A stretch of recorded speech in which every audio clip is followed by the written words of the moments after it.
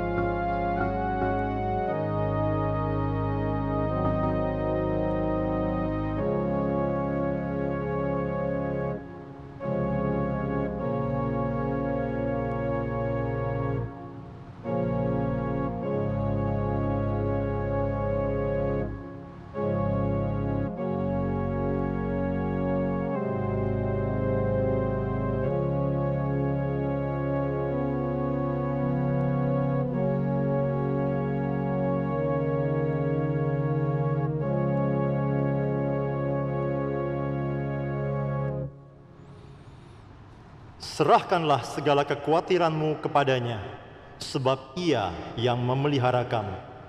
Ibadah Gereja Reform Injil Indonesia Pusat pada pagi hari ini dimulai dalam nama Allah Bapa, Allah Anak, dan Allah Roh Kudus. Mari kita memuji Allah kita, Raja Mulia, Tuhan Allah yang kekal, Sang Immanuel. Mari puji Raja Surga.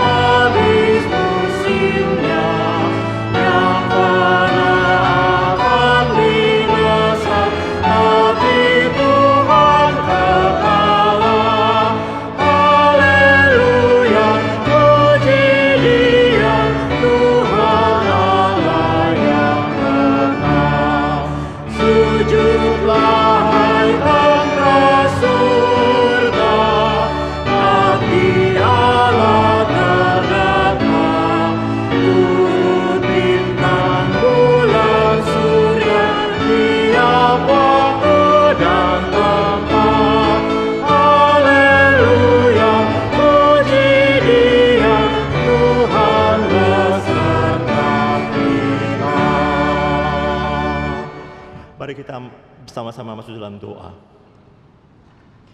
Allah Bapa yang kami kenal di dalam nama anak-Mu yang tunggal, Tuhan kami Yesus Kristus.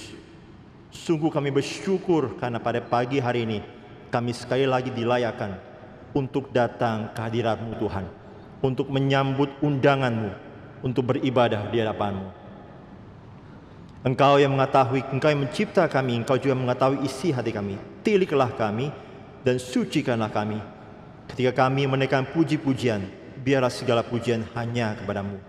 Dan ketika kami mendengarkan firman-Mu, kiranya Tuhan juga yang membentuk hati kami seturut dengan firman-Mu.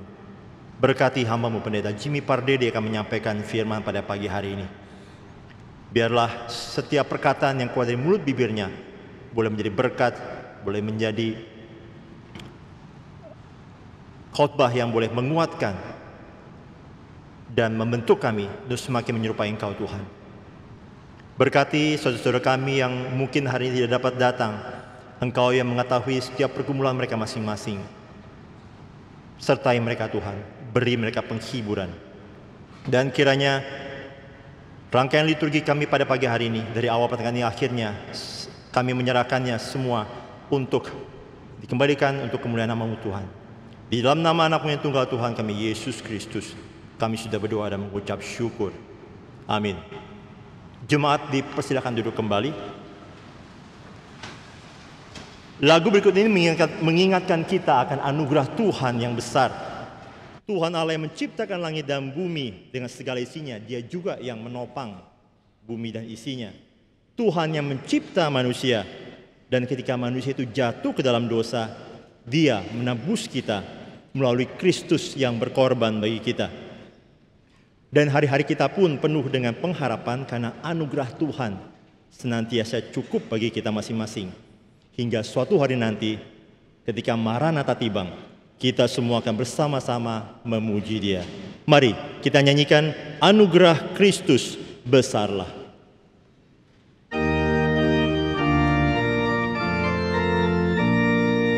Pada Tuhan berikan pujian, pujian syukur naikkan padanya. Umat kudus memberitakan karya Tuhan sungguh sempurna. Langit bumi melancarkan bijaksana dan kuasanya, dan kasih-Nya menyatakan semua baik sebab Kristus Tuhan. Sejak jiwaku mendapatkan murahan-Nya dan kasih-Nya, ku berpegang di dalam-Nya. Semua baik sebab Kristus Tuhan. Hari yang terang tibalah, langit bumi tahan puji-Nya. Kidung indah bergemalah, karya Tuhan sungguh sempurna. Mari kita membuka Alkitab kita pada pagi hari ini. Bacaan bertanggapan diambil dari buku Kejadian pasal yang kedua, ayat yang ke-4b sampai dengan ayat yang ke-15. Kejadian pasal kedua, ayat 4b sampai dengan ayatnya yang ke-15. Saya akan memulai dari ayat yang 4 dan saudara menyambut dengan ayat yang ke-5. Demikian kita bergantian. Ketika Tuhan Allah menjadikan bumi dan langit, belum ada semak apapun di bumi, belum timbul tumbuh-tumbuhan apapun di padang, sebab Tuhan Allah belum menurunkan hujan ke bumi, dan belum ada orang yang mengusahakan tanah itu.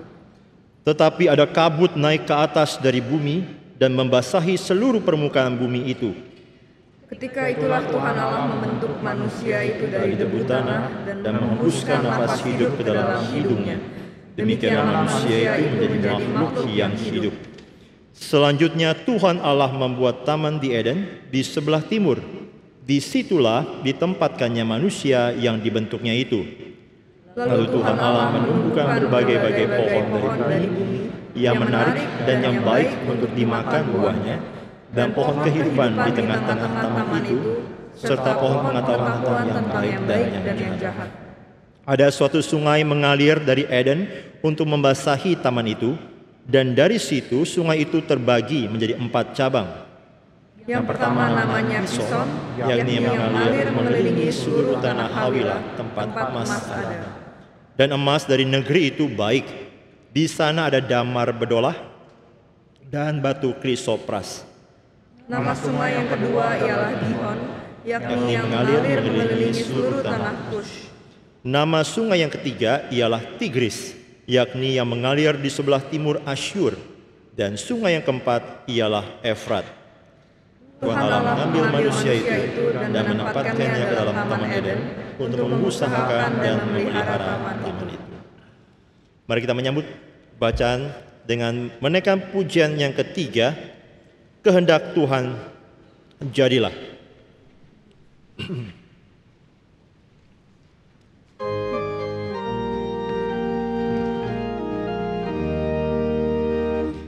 Kehendak Tuhan jadikanlah ku tanah liat kau benculan, bentuklah aku sesukamu, aku menunggu di kakimu. Kehendak Tuhan jadikanlah pilih hatiku dan sucikan di hadiratmu ku berserah. Yesus Tuhanku, oh terimalah. Kehendak Tuhan jadikanlah pegang hidupku agar tahan. Penuhi aku dengan Roh-Mu, hiduplah Yesus di hatiku. Sebelum saya membacakan pengumuman pada pagi hari ini, izinkan saya terlebih dahulu menanyakan apakah ada di antara Bapak Ibu sekalian yang baru pertama kali hadir di tempat ini, dengan hormat diminta untuk mengacungkan tangannya. Apakah ada?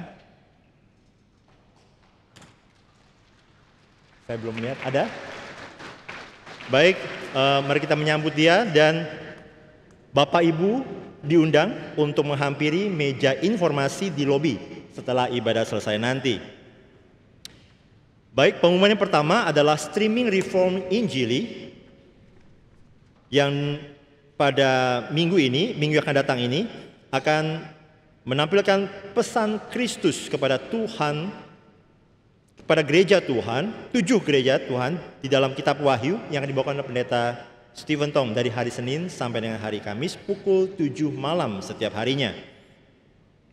Kemudian pada hari Jumat, tanggal 22 September, pendeta Yadi S5 akan membawakan pendalaman Alkitab dengan tema Elia dan kereta berapi pada pukul 6.30 di Kapel Agape. Dan pada hari Sabtu 23 September akan diputar Kapin Palembang tahun 2012 pukul 7 malam yang dibawakan oleh pendeta Stephen Tong. Pengumuman berikutnya adalah pada tanggal 1 Oktober kita akan mengadakan kebaktian gabungan ucapan syukur hari ulang tahun ke-34 GRII. Diadakan pada pukul 9 di tempat ini di Katedral Mesias yang akan dipimpin oleh pendeta Stephen Tong, dan akan diadakan perjamuan kudus. Jadi Bapak Ibu bisa mempersiapkan hati untuk boleh berbagian di dalam kebaktian ini. Dan terhitung sejak tanggal 1 Oktober tersebut, seluruh kebaktian umum Gereja Reform Injili Indonesia Pusat akan diadakan hanya secara fisik dengan meniadakan layanan live streaming, kecuali kebaktian umum Mandarin Indonesia pukul 7.30, karena mengingat masih banyak jemaat atau pendengar di China yang tidak mudah dijangkau melalui pelayanan fisik. Pengumuman berikutnya adalah Global Convention on Christian Faith yang akan diadakan di RMCI mulai hari Senin tanggal 2 Oktober sampai dengan 5 Oktober. Dan kita akan menyaksikan pemutaran video klip mengenai acara ini.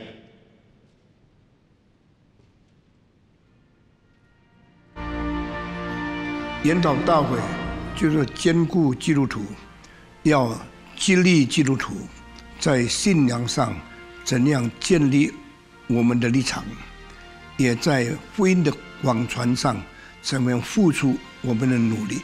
这个研讨会的主题是一个很特别的主题，就是末世基督在全世界的掌权。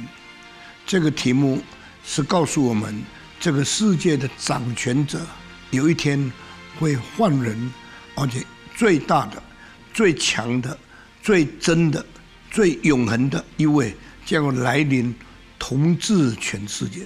圣经告诉我们，一切的政权都是从上帝而赐下来的。为什么要把政权赐下来呢？因为人心败坏，道德沦落，所以整个社会需要有个统治的，也就是上帝给他权柄来管理所有百姓的人。但是凡是治理百姓的人都没有做好的榜样，以至于最后呢，一定是自己的政权慢慢损坏，自己的政权慢慢就失败的收场。亲爱的弟兄姊妹们，当我们对政权失望的时候，已经再没有办法领受他给我们统治所带来的幸福，所带来的真理，所带来的保障的时候，那我们只能从内心的深处对上帝盼望，愿你的国降临，就是上政权的赐予者，万有的主宰，我们的上帝发出来。因为除了上帝，没有任何一个权柄能够动摇世界的政权，所以我们盼望那永不动摇、永不震动的国，以及那国的君王，有一天早早来到，代替这世界的权柄，代替世界的掌权者。那我们就好好在这研讨会的中间，真正的看见这天是神的应许，这天也一定要来临。愿上帝赐福我们，阿们。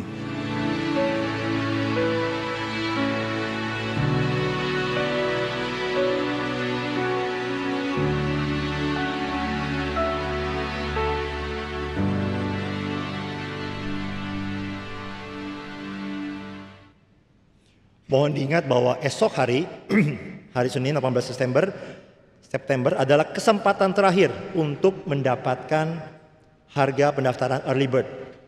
Ya, jadi besok adalah kesempatan terakhir untuk mendaftar dalam acara ini dengan biaya early bird. Dan perlu dicatat bahwa pada tahun ini tidak ada NREC. Ya, jadi NREC tahun ini digabung dengan Global Convention, sehingga Global Convention adalah kesempatan bagi kita untuk berbagian di dalam retreat kerohanian ini. Dan saya juga perlu tambahkan ada sesi pre-conference menjadi bagian dari pre-conference dari Global Convention yang ditujukan untuk tenaga pengajar khususnya yang bekerja di universitas dengan biaya tambahan Rp200.000. Demikian kiranya kita boleh berbagian di dalam Global Convention ini. Pengumuman berikutnya adalah pengajuan permohonan dan pemberkatan nikah gerejawi, yaitu Saudara Antoni Parulian Sitorus dan Ibu Happy Manurung, yang rencananya akan diadakan pada hari Sabtu 7 Oktober pukul 9 di Aula John Calvin. Jika ada keberatan dan masukan yang sah, silakan menghubungi Sekretariat GRI Pusat. Dibuka pendaftaran KKR Regional 2003 TRIP Kalimantan Barat yang dikoordinator oleh Pendeta Irwan, di mana pada kali ini akan mengunjungi Kabupaten Sambas, Bengkayang, Sanggau, Mempawah, dan Kota Singkawang. Untuk informasi pendaftaran dapat menghubungi Penatua Wiyogo dengan nomor yang terdaftar. Pengumuman yang terakhir adalah Jos Sisi masih membuka pendaftaran untuk anak umur 6 sampai dengan 14 tahun. Jika Bapak Ibu sekalian memiliki anak yang terlihat memiliki talenta di dalam bernyanyi, boleh mendaftarkan anak Bapak Ibu sekalian. Pendaftaran dibuka sampai dengan tanggal 30 September. Dan tentu saja ada proses audisi di dalamnya. Untuk info lebih lanjut boleh menghubungi Saudari Bella ataupun Ibu Eva Susan. Demikianlah pengumuman yang disampaikan melalui mimbar pada pagi hari ini. Kita akan menaikkan beberapa pokok doa syafaat. Saya mengundang Bapak Ibu untuk bangkit berdiri. Kita akan mempersiapkan hati kita untuk masuk di dalam doa syafaat. Mari kita hening sejenak. Kita mohon ampun di hadapan Tuhan untuk segala kesalahan yang kita perbuat, khususnya di dalam seminggu yang terakhir ini. Mari kita mengaku dosa kita dalam hati kita di hadapan Tuhan.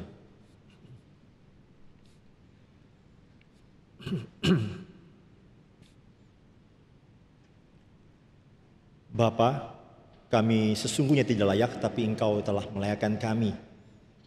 Dan kami mohon ampun atas segala dosa kami. Dan kiranya Tuhan yang memimpin kami ketika kami menaikkan doa-doa syafaat Tuhan. Yang pertama-tama mari kita berdoa bahwa di belahan bumi yang lain ada umat manusia yang terdampak bencana alam. Yang terakhir adalah banjir di Libya. Di awal bulan juga ada gempa bumi di Maroko dan ada banjir di China. Mari kita berdoa kiranya mereka yang terdampak bencana diberikan penghiburan, dan kita juga berdoa untuk khususnya negara-negara tetangga boleh mengulurkan tangan untuk menolong mereka, untuk membantu mengurangi beban mereka. Mari kita berdoa untuk manusia yang terdapat bencana alam.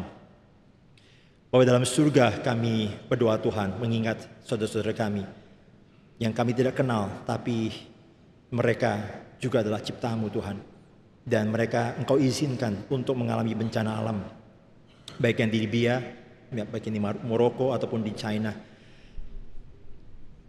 Kami berdoa kiranya Tuhan memberikan mereka penghiburan. Dan bila mana di antara mereka yang selamat, yang survive, kiranya Tuhan boleh mencelikkan mata mereka, dan agar melalui peristiwa ini mereka boleh melihat begitu besar kuasa Tuhan, dan mereka boleh mendapat kesempatan untuk mengenal-Mu Tuhan. Berkatilah juga negara-negara tetangga agar mereka boleh mengulurkan tangan untuk menolong mereka, menghibur mereka, dan memberikan bantuan Tuhan secara ekonomi sosial. Kami berdoa dalam nama Tuhan kami Yesus Kristus. Yang kedua, mari kita berdoa untuk Global Convention. Kita berdoa untuk para panitia. Kita berdoa untuk para peserta yang datang dari pelosok dunia secara internasional. Kita juga berdoa untuk para pembicara. Dan secara khusus firman yang akan disampaikan. Biarlah acara ini boleh memuliakan nama Tuhan. Mari kita berdoa untuk Global Convention. Bahwa dalam surga kami sekali lagi mengucap syukur. Tak hati-hatinya kami bersyukur karena begitu limpah firman Tuhan. Dan kami sekali lagi boleh mendapatkan kesempatan untuk mendengarkan firman-Mu melalui Global Convention ini, yang akan diadakan pada awal Oktober mendatang. Kiranya Tuhan yang bertahta di dalam setiap rangkaian sesi demi sesi, firman yang disampaikan, biarlah segala kemuliaan hanya kembali hanya pada-Mu saja Tuhan. Kami berdoa untuk panitia yang mempersiapkan segala sesuatunya, pendaftaran, akomodasi, acara, biarlah mereka boleh saling bersinergi agar boleh menyukseskan acara dengan baik. Dan secara khusus kami berdoa untuk firman yang kami sampaikan, biarlah sungguh menjadi firman yang boleh menggugah kami dan boleh membuat kami untuk semakin mengenal akan Tuhan kami. Di dalam nama Tuhan kami Yesus Kristus kami sudah berdoa. Yang terakhir kita berdoa untuk seluruh hamba Tuhan di seluruh dunia, Dan secara khusus kita juga berdoa untuk para hamba Tuhan di dalam GRI. Kiranya Tuhan terus menopang pelayanan mereka, hidup mereka, agar terus boleh menjadi berkat bagi banyak orang. Mari kita berdoa untuk para hamba Tuhan. Bapa dalam surga, kami juga berdoa Tuhan untuk para hamba-Mu Tuhan yang telah Engkau panggil, yang telah Engkau bangunkan untuk boleh mendidik zaman ini. Kami bersyukur akan hal itu. Dan kami berdoa, kiranya Tuhan juga yang terus menopang kehidupan mereka, kehidupan pelayanan mereka, agar mereka boleh terus Engkau pakai menjadi saluran berkat bagi kami. Berkati keluarga mereka, agar mereka sehati dengan pelayanan yang Tuhan berikan kepada para hamba-Mu Tuhan. Dan kami berdoa, kiranya Tuhan juga yang memberkati hidup mereka, agar senantiasa dalam hidup dalam perkenanan Tuhan. Inilah seruan doa kami Tuhan, dalam nama Tuhan kami Yesus Kristus. Mari kita menutup rangkaian doa ini dengan menaikkan doa Bapa kami. Bapa kami yang di surga, dikuduskanlah nama-Mu, datanglah kerajaan-Mu, jadilah kehendak-Mu di bumi seperti di surga. Berikanlah kami pada hari ini makanan kami yang secukupnya, dan ampunilah kami akan kesalahan kami, seperti kami juga mengampuni orang yang bersalah pada kami. Dan janganlah membawa kami ke dalam pencobaan, tetapi lepaskanlah kami daripada yang jahat. Karena Engkaulah yang mempunyai kerajaan dan kuasa dan kemuliaan sampai selama-lamanya. Amin. Jemaat dipersilakan duduk kembali. Dan saya mengundang untuk paduan suara Josh YC mempersiapkan diri untuk menyampaikan persembahan pujian dengan judul Hear, O Lord. Mari kita menaikkan sekali lagi pujian yang ketiga. Bait yang pertama, kehendak Tuhan jadikanlah.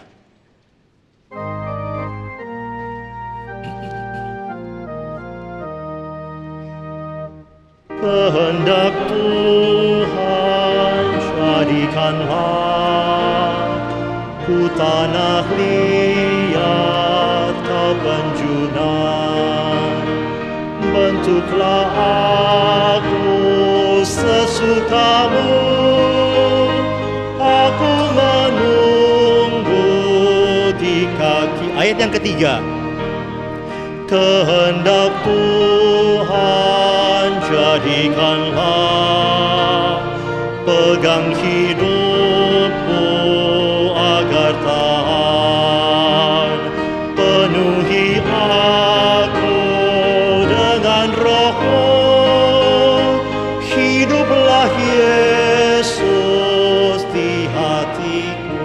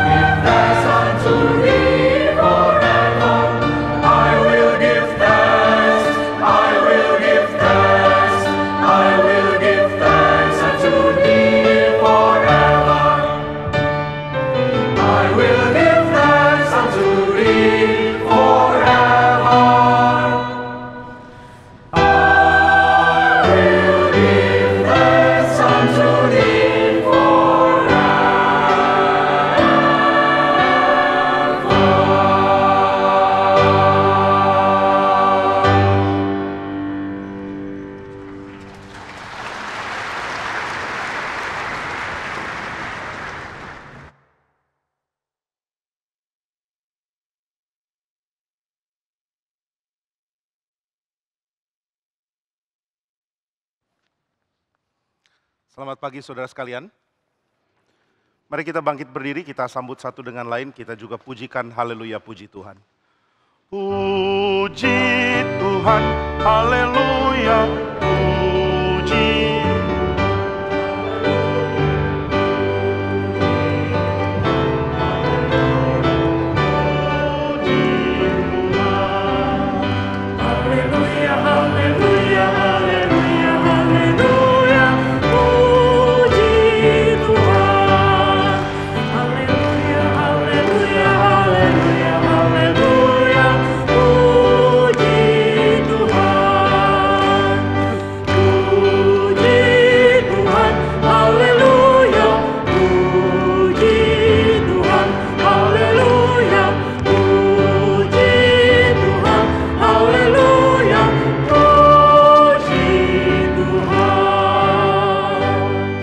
Saudara sekalian, kita bersyukur untuk rally Farewell Gospel di East Coast yang berlangsung terus, dan kemarin dan hari ini berlangsung baik itu seminar maupun kebaktian kebangunan rohani.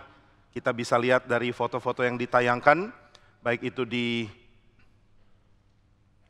Boston ya, di foto-foto yang sudah diberikan boleh ditayangkan. Nah, ini adalah Q&A di University of Massachusetts di Amherst, dan kita bersyukur untuk orang-orang yang hadir dan mempunyai pergumulan yang bisa dijawab melalui tanya jawab ini. Kemudian juga ada rally KKR yang dilanjutkan di Boston Symphony Hall, dan kita bersyukur karena Tuhan mengizinkan Injil Tuhan disampaikan dan banyak orang yang diizinkan datang kembali kepada Tuhan melalui panggilan Tuhan. Saat-saat yang sangat mengharukan ketika orang kembali mendapat Tuhan membuka kesempatan dia kembali kepada Tuhan. Pertobatan yang sejati karena Injil, dan Injil yang dikemas di dalam ibadah, ini adalah sesuatu yang sangat kuat. Seringkali orang bertanya, kenapa kita tidak penginjilan pribadi saja? Instead dari penginjilan pribadi kita mengerjakan KKR. Nah, tentu penginjilan pribadi harus dilakukan terus. Tapi saya juga percaya bahwa ketika Injil dikemas di dalam konteks ibadah, lalu diberikan kepada publik, ini juga mempunyai kekuatan tersendiri. Kita tidak boleh mengabaikan yang satu demi yang lain. Nah, itu sebabnya baik berita Injil yang dikabarkan satu demi satu, maupun berita Injil yang dikabarkan di dalam sebuah kebaktian, adalah tugas yang Tuhan percayakan kepada orang Kristen untuk dikerjakan. Kita terus doakan supaya Tuhan memberkati Amerika, dan memberikan kesempatan kepada mereka kembali ke Tuhan dan meninggalkan dosa-dosa mereka. Nah, sama seperti Tuhan juga memanggil kita kembali kepada Dia, supaya kita tinggalkan dosa-dosa kita dan hidup di dalam kelimpahan yang Tuhan berikan di dalam Kristus. Kiranya Tuhan memberkati pelayanan Injil dari Pendeta Stephen Tong, dan terus doakan untuk rally yang masih akan dilakukan juga baik di Boston maupun di New York. Kiranya Tuhan berkenan untuk terus memberkati. Nah, hari ini kita akan merenungkan satu bagian dari kitab Mazmur. Saya mengajak kita membaca Mazmur pasal yang ke-22.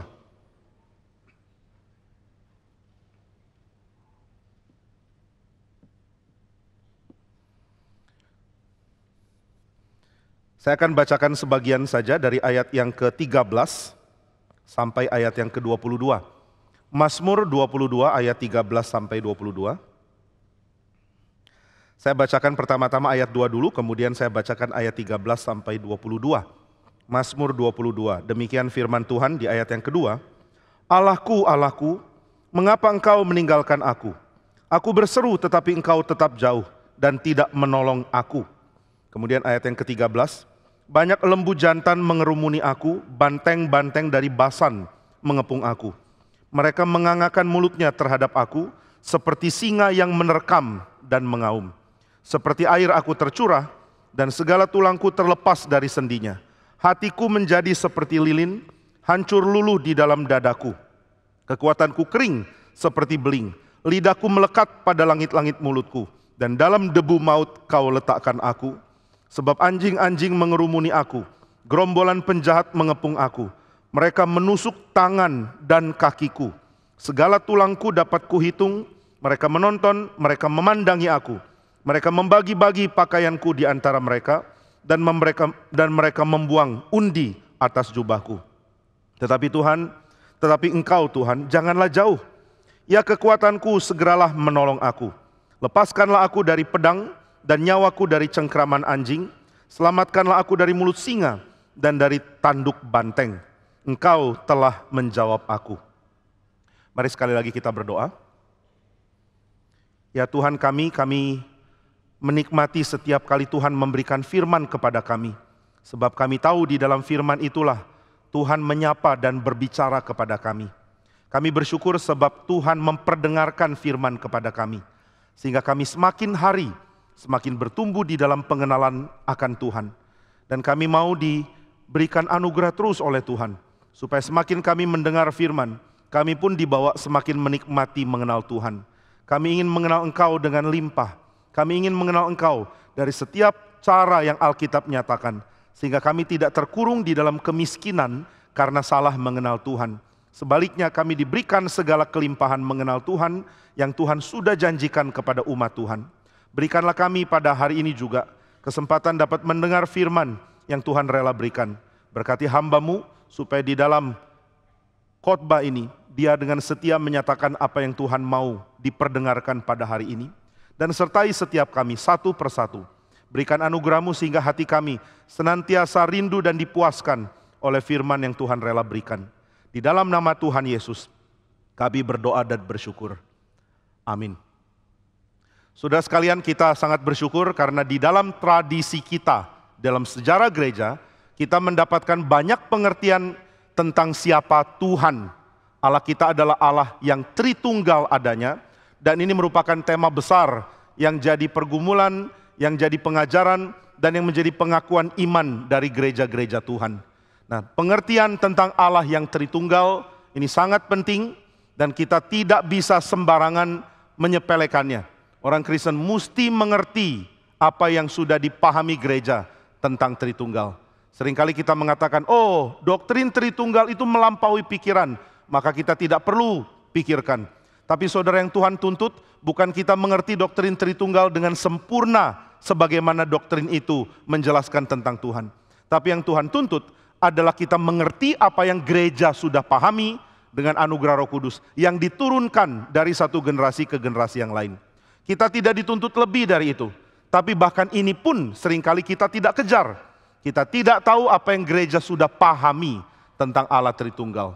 Nah, itu sebabnya ketika orang mengatakan, saya tidak percaya kekristenan karena tidak masuk akal, apa itu Tritunggal? Seperti konsep yang dipaksakan. Nah, orang yang mengatakan ini tidak mengerti berapa limpahnya literatur di dalam sejarah gereja membahas tentang Tritunggal.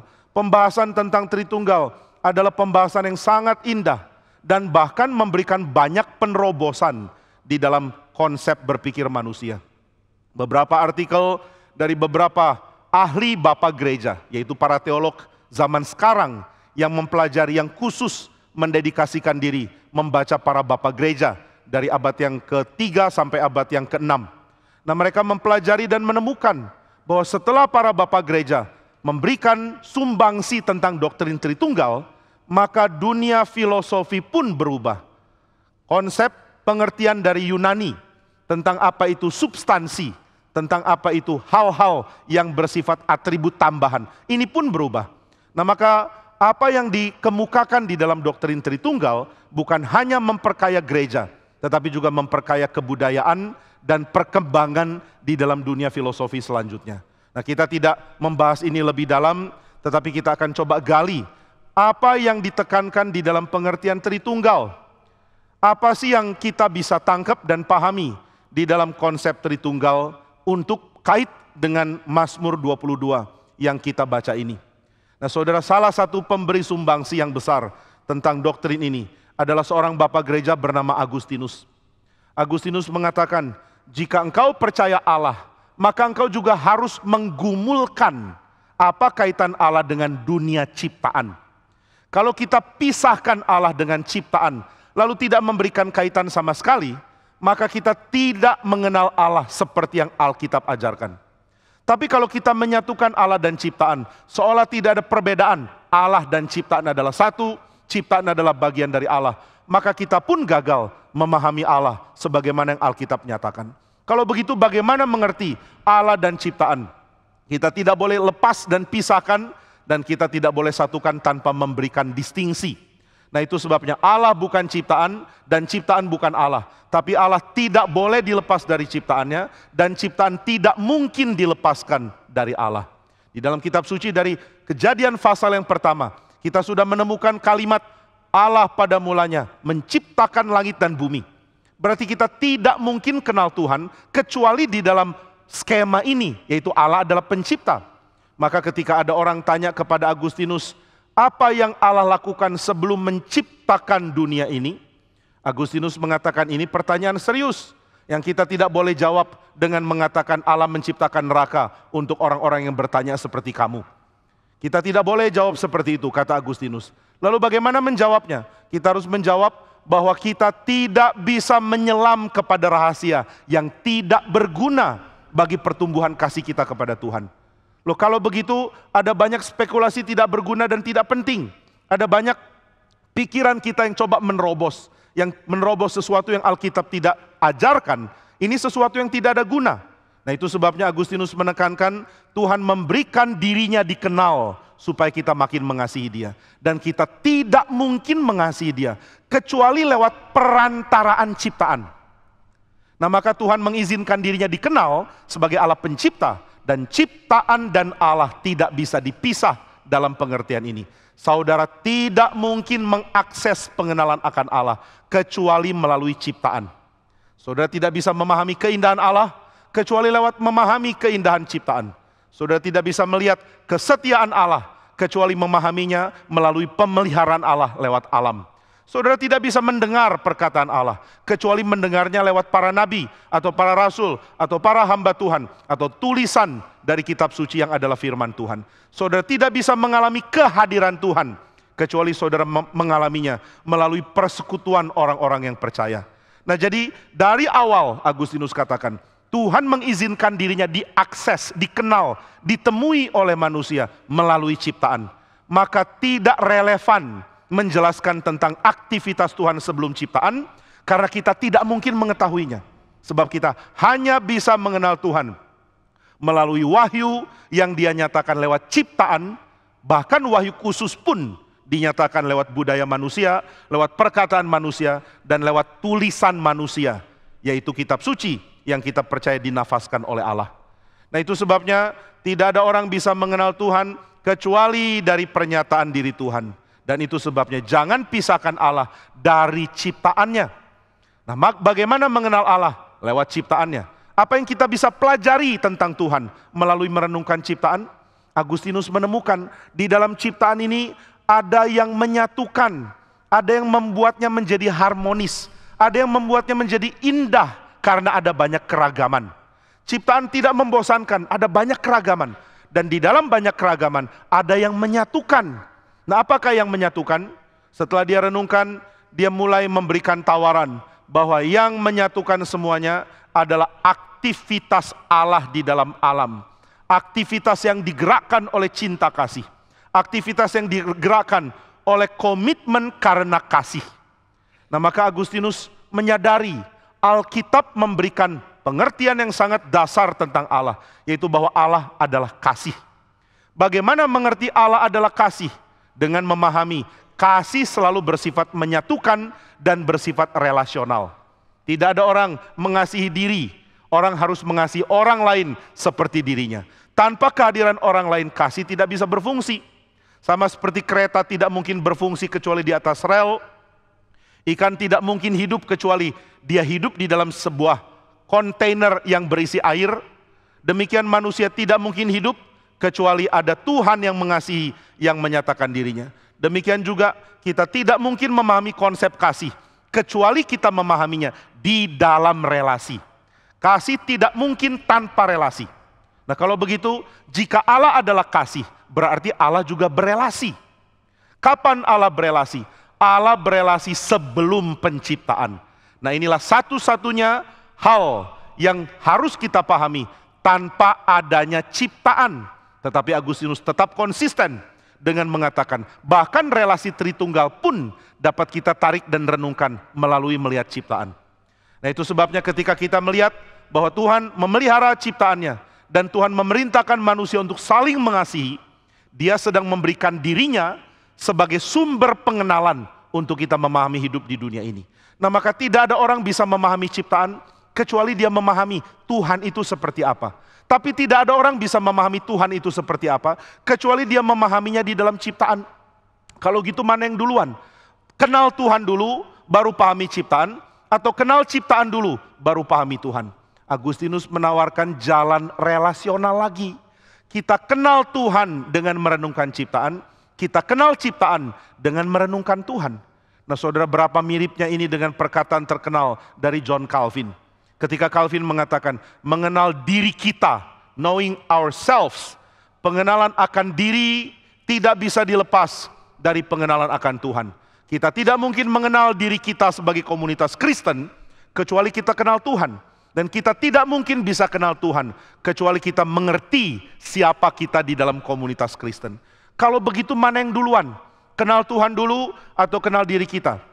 Calvin mengatakan tidak relevan mengatakan mana yang duluan. Yang lebih relevan adalah mengingatkan ada kaitan antara keduanya. Maka Calvin bersifat lebih eksistensial dengan menekankan tentang pengenalan diri kita. Sedangkan Agustinus lebih bersifat kaitan dengan ilmu dan alam, waktu dia menekankan kaitan antara ciptaan dengan Tuhan. Maka semua yang ada pada ciptaan mencerminkan sifat Tuhan yang limpah ini. Wah, kalau ciptaan mencerminkan sifat Tuhan, berarti kita tidak boleh memahami ciptaan lepas dari memahami sifat yang Tuhan sendiri miliki. Kalau begitu, kalau kita lihat di dalam ciptaan ada relasi, ada kasih, ada komitmen, ada kesetaraan antar manusia. Maka kita juga percaya di dalam Allah ada komitmen relasional. Di dalam Allah ada relasi yang setara. Nah ini sebabnya kita tidak mungkin mengenal Tuhan kecuali Tuhan itu adalah Allah yang Tritunggal. Jika Allah bukan Tritunggal, sebagaimana dinyatakan kitab suci, maka seluruh pengertian relasi adalah pengertian yang terpisah dari Tuhan. Tuhan seperti apa dan ciptaan seperti apa. Ini seperti tidak ada kaitan. Seluruh ciptaan mandiri tanpa Tuhan, dan Tuhan mandiri tanpa ciptaan. Tuhan memang tidak perlu ciptaan, tapi Tuhan memutuskan dirinya dikenal melalui kehadiran ciptaan. Maka tidak mungkin kita mengakses Tuhan tanpa ciptaan, dan tidak mungkin kita memahami ciptaan tanpa Tuhan. Nah kalau begitu, jika Allah bukan Tritunggal, bagaimana mengenal ciptaan? Bagaimana mengenal relasi? Relasi adalah sesuatu yang muncul tanpa Tuhan kalau begitu. Dan segala hal yang muncul tanpa Tuhan adalah salah, adalah penyimpangan, adalah dosa, dan adalah berhala. Kalau konsep relasi bukan dari Tuhan, berarti konsep ini berhala dan konsep ini dosa. Kalau kejahatan bukan dari Allah, kalau kebencian, iri hati, keinginan membunuh orang lain, ini bukan dari Allah. Keinginan serakah, keinginan mencuri, keinginan menipu orang lain, ini bukan dari Allah. Dan karena itu, hal-hal tadi adalah dosa dan cemar. Itu bukan dari Tuhan. Tapi relasi dan kasih dan persekutuan dan penghargaan yang setara kepada dari satu kepada yang lain, ini tidak mungkin bukan dari Allah. Ini tidak mungkin dosa. Kalau begitu, tidak ada orang dapat mengenal relasi dan kasih kecuali mengaitkannya dengan Tuhan. Nah maka kekristenan memberikan konsep yang tepat tentang Tuhan, yang beda dan menerobos seluruh pemikiran dari dunia filosofi dan agama. Allah adalah Allah yang Tritunggal, maka relasi bisa dipahami dari Allah Tritunggal. Cinta kasih bisa dipahami dari Allah Tritunggal. Penghargaan kepada yang setara juga dipahami dari Allah Tritunggal. Karena baik Bapa maupun Putra yaitu Yesus Kristus dan Roh Kudus, ketiganya itu setara. Ini ajaran dari Agustinus yang sangat mempengaruhi kita sampai sekarang. Allah Tritunggal, tiga pribadi yang setara. Di dalam Allah Tritunggal ada tiga pribadi yang saling mencintai. Di dalam Allah Tritunggal ada tiga pribadi yang saling berelasi dari kekal sampai selama-lamanya. Berarti relasi itu dari Tuhan. Nah itu sebabnya waktu kita orang Kristen mau coba mengenal Tuhan, kita tidak boleh lepaskan pengertian bahwa Allah itu Tritunggal. John Calvin di dalam ajarannya tentang Tritunggal, dia mengatakan di dalam banyak doktrin Kristen ada kata-kata simbolik yang harus dimaknai dengan cara yang hati-hati, yang dikatakan tidak sama dengan yang seharusnya kita pahami, tapi yang dikatakan itu bersifat simbol saja. Tapi ada beberapa, nah ini yang Calvin tekankan, ada beberapa yang tidak boleh dipahami hanya simbol. Ada beberapa konsep yang harus kita pahami secara literal, benar-benar seperti itu. Dan Calvin mengatakan, waktu kita mengatakan tangan Allah tidak pernah kurang panjang untuk menolong. Tangan Allah tidak mungkin kurang panjang untuk memberikan bantuan pada umatnya. Mata Allah melihat dan sakit hatinya karena tidak ada yang menolong Israel. Allah mendengar dan hatinya pilu. Misalnya, ini berarti Allah mendengar dengan telingakah? Apakah Allah punya telinga, Allah punya mata, Allah punya tangan? Tidak. Ini bahasa yang bersifat simbol. Tapi ketika kita mengatakan Tritunggal, nah ini Calvin mengingatkan, ini bukan simbol. Allah benar-benar Tritunggal. Maka kita tidak bisa memahami Tritunggal hanya sebagai konsep abstrak, tapi Allah benar-benar seperti ini keadaannya. Ada 3 pribadi, tetapi 1 substansi. 3 pribadi yang mengekspresikan kasih, yang mengekspresikan komitmen untuk berelasi, yang mengekspresikan penghargaan di dalam kesetaraan. Nah ini membuat kita mengenal Allah lain dengan cara apapun yang digunakan agama atau mitos untuk mengenal Tuhan. Kita mengenal Allah mempunyai inti atau substansi yang sifatnya relasional. Nah ini yang ditawarkan di dalam tradisi Kristen. Allah kita adalah Allah yang relasional sifatnya. Maka waktu kita mau mengenal Tuhan, kita tidak mungkin mengenal Dia sebagai objek yang jauh untuk kita selidiki dan pahami. Tapi kita akan selalu dibawa ke dalam sebuah relasi dan kita akan mengenal Dia dengan lebih baik. Saudara, ketika seseorang menikah dengan istrinya atau seorang perempuan dengan suaminya, setelah pernikahan itu dijalani, dia makin memahami aspek dari pasangannya yang tidak mungkin dipahami di luar pernikahan. Dia memahami aspek kasih di dalam ekspresi fisik yang intim di dalam hubungan seksual. Dia memahami aspek setia dan komitmen di dalam relasi hari-hari yang dijalankan dengan pasangannya. Ini akan dipahami di dalam konteks pernikahan. Demikian ketika orang mengenal Tuhan, dia tidak mungkin memahami siapa Tuhan, kecuali di dalam konteks relasi. Tuhan bukan pribadi abstrak yang jauh, yang kita selidiki dari jauh. Tapi Tuhan adalah pribadi yang bisa berkomunikasi dengan kita. Dan kita mengenal Dia dari cara Dia berkomunikasi. Tapi sekali lagi, Tuhan menggunakan ciptaan. Maka saudara, kita tidak boleh memperlakukan kekristenan sebagai agama yang membuat kita langsung terobos dunia ciptaan dan langsung mengakses Tuhan. Sayang sekali kalau kekristenan sekarang dikacaukan dengan ajaran dari hamba-hamba Tuhan yang mengatakan dapat langsung karena bertemu Tuhan muka dengan muka. Ini sesuatu yang justru membatalkan keindahan cara Tuhan berelasi melalui firman dan melalui alam ciptaan, melalui keseharian yang bisa diakses. Tuhan yang diajarkan Alkitab adalah Tuhan yang bisa diakses, Tuhan yang bisa didekati, Tuhan yang bisa ditemui, bukan dengan cara yang super, tetapi dengan cara yang biasa. Bukan cara supranatural, tapi dengan cara yang natural sekalipun. Allah ditemui di dalam keseharian. Di dalam pikiran dari seorang filsuf modern bernama Immanuel Kant, dia menyadari bahwa manusia memerlukan ada yang sublime. Di dalam buku Critique of Judgment, ini buku ketiga dari seri kritik, dia menekankan tentang kebutuhan estetika dari manusia. Bahwa manusia perlu berjumpa dengan hal yang melampaui dirinya. Tapi manusia selalu akan punya insting untuk merasiokan segala hal yang bersifat sublime, yang melampaui dirinya. Waktu dia coba rasiokan, barulah dia bisa bertemu dengan konsep keindahan. Konsep keindahan yang dipahami di dalam perjumpaan antara dirinya secara rasional dengan hal yang sublime. Maka seni dan juga ekspresinya adalah bagian dari kita untuk berjumpa dengan yang agung, tetapi di dalam tafsiran yang kita bisa pahami. Kita tidak bisa berjumpa dengan keindahan yang di luar pemahaman kita. Kita tidak mungkin menikmati keindahan yang melampaui indera dan pikiran kita. Maka konsep seni yang ditawarkan di dalam Critique of Judgment ini sangat penting. Sama dengan konsep seni yang ditawarkan oleh kritik ini. Demikian juga pengertian rohani. Saudara tidak mungkin berjumpa dengan Tuhan kecuali saudara bisa menikmati, merasakan, memahami Tuhan di dalam keterbatasan saudara. Allah kan tidak terbatas, ya. Tapi yang bisa kita nikmati dari Tuhan adalah aspek yang kita bisa pahami di dalam keterbatasan kita. Allah tidak dikurung oleh keterbatasan kita, tetapi Allah mengizinkan dirinya dijumpai di dalam keterbatasan kita. Maka saudara, cara kita menjumpai Tuhan bukan cara yang mengharuskan kita mempunyai level-level tinggi dulu. Saudara nggak pernah ditanyakan waktu datang ke gereja ini. Mungkin di pintu waktu disambut ada yang tanya, maaf rohaninya sudah level berapa? Lalu saudara jawab, kayaknya kalau dihitung-hitung level 7. Wah, kebaktian di RMC ini untuk level 11 ke atas. Coba cari gereja lain yang levelnya 5-8. Karena levelmu kurang cocok di sini. Nggak ada kan? Ya kalau ada ya saudara ketemu orang yang error di sini. Nggak ditanya, lalu bagaimana mengakses Tuhan? Siapapun bisa. Kalau aku kurang pinter bagaimana? Tetap ada aspek yang bisa dipahami dari Tuhan. Bagaimana kalau aku kurang bisa menikmati hal-hal sorgawi karena aku terlalu duniawi. Jangan lupa waktu kita mengatakan duniawi, dunia ini pun dicipta oleh Tuhan. Meskipun Tuhan membenci dosa dan kecemaran yang ada di dalamnya, tapi Tuhan juga menggunakan dunia ini sebagai cara Dia menyatakan dirinya. Maka saudara mudah untuk datang ke Tuhan.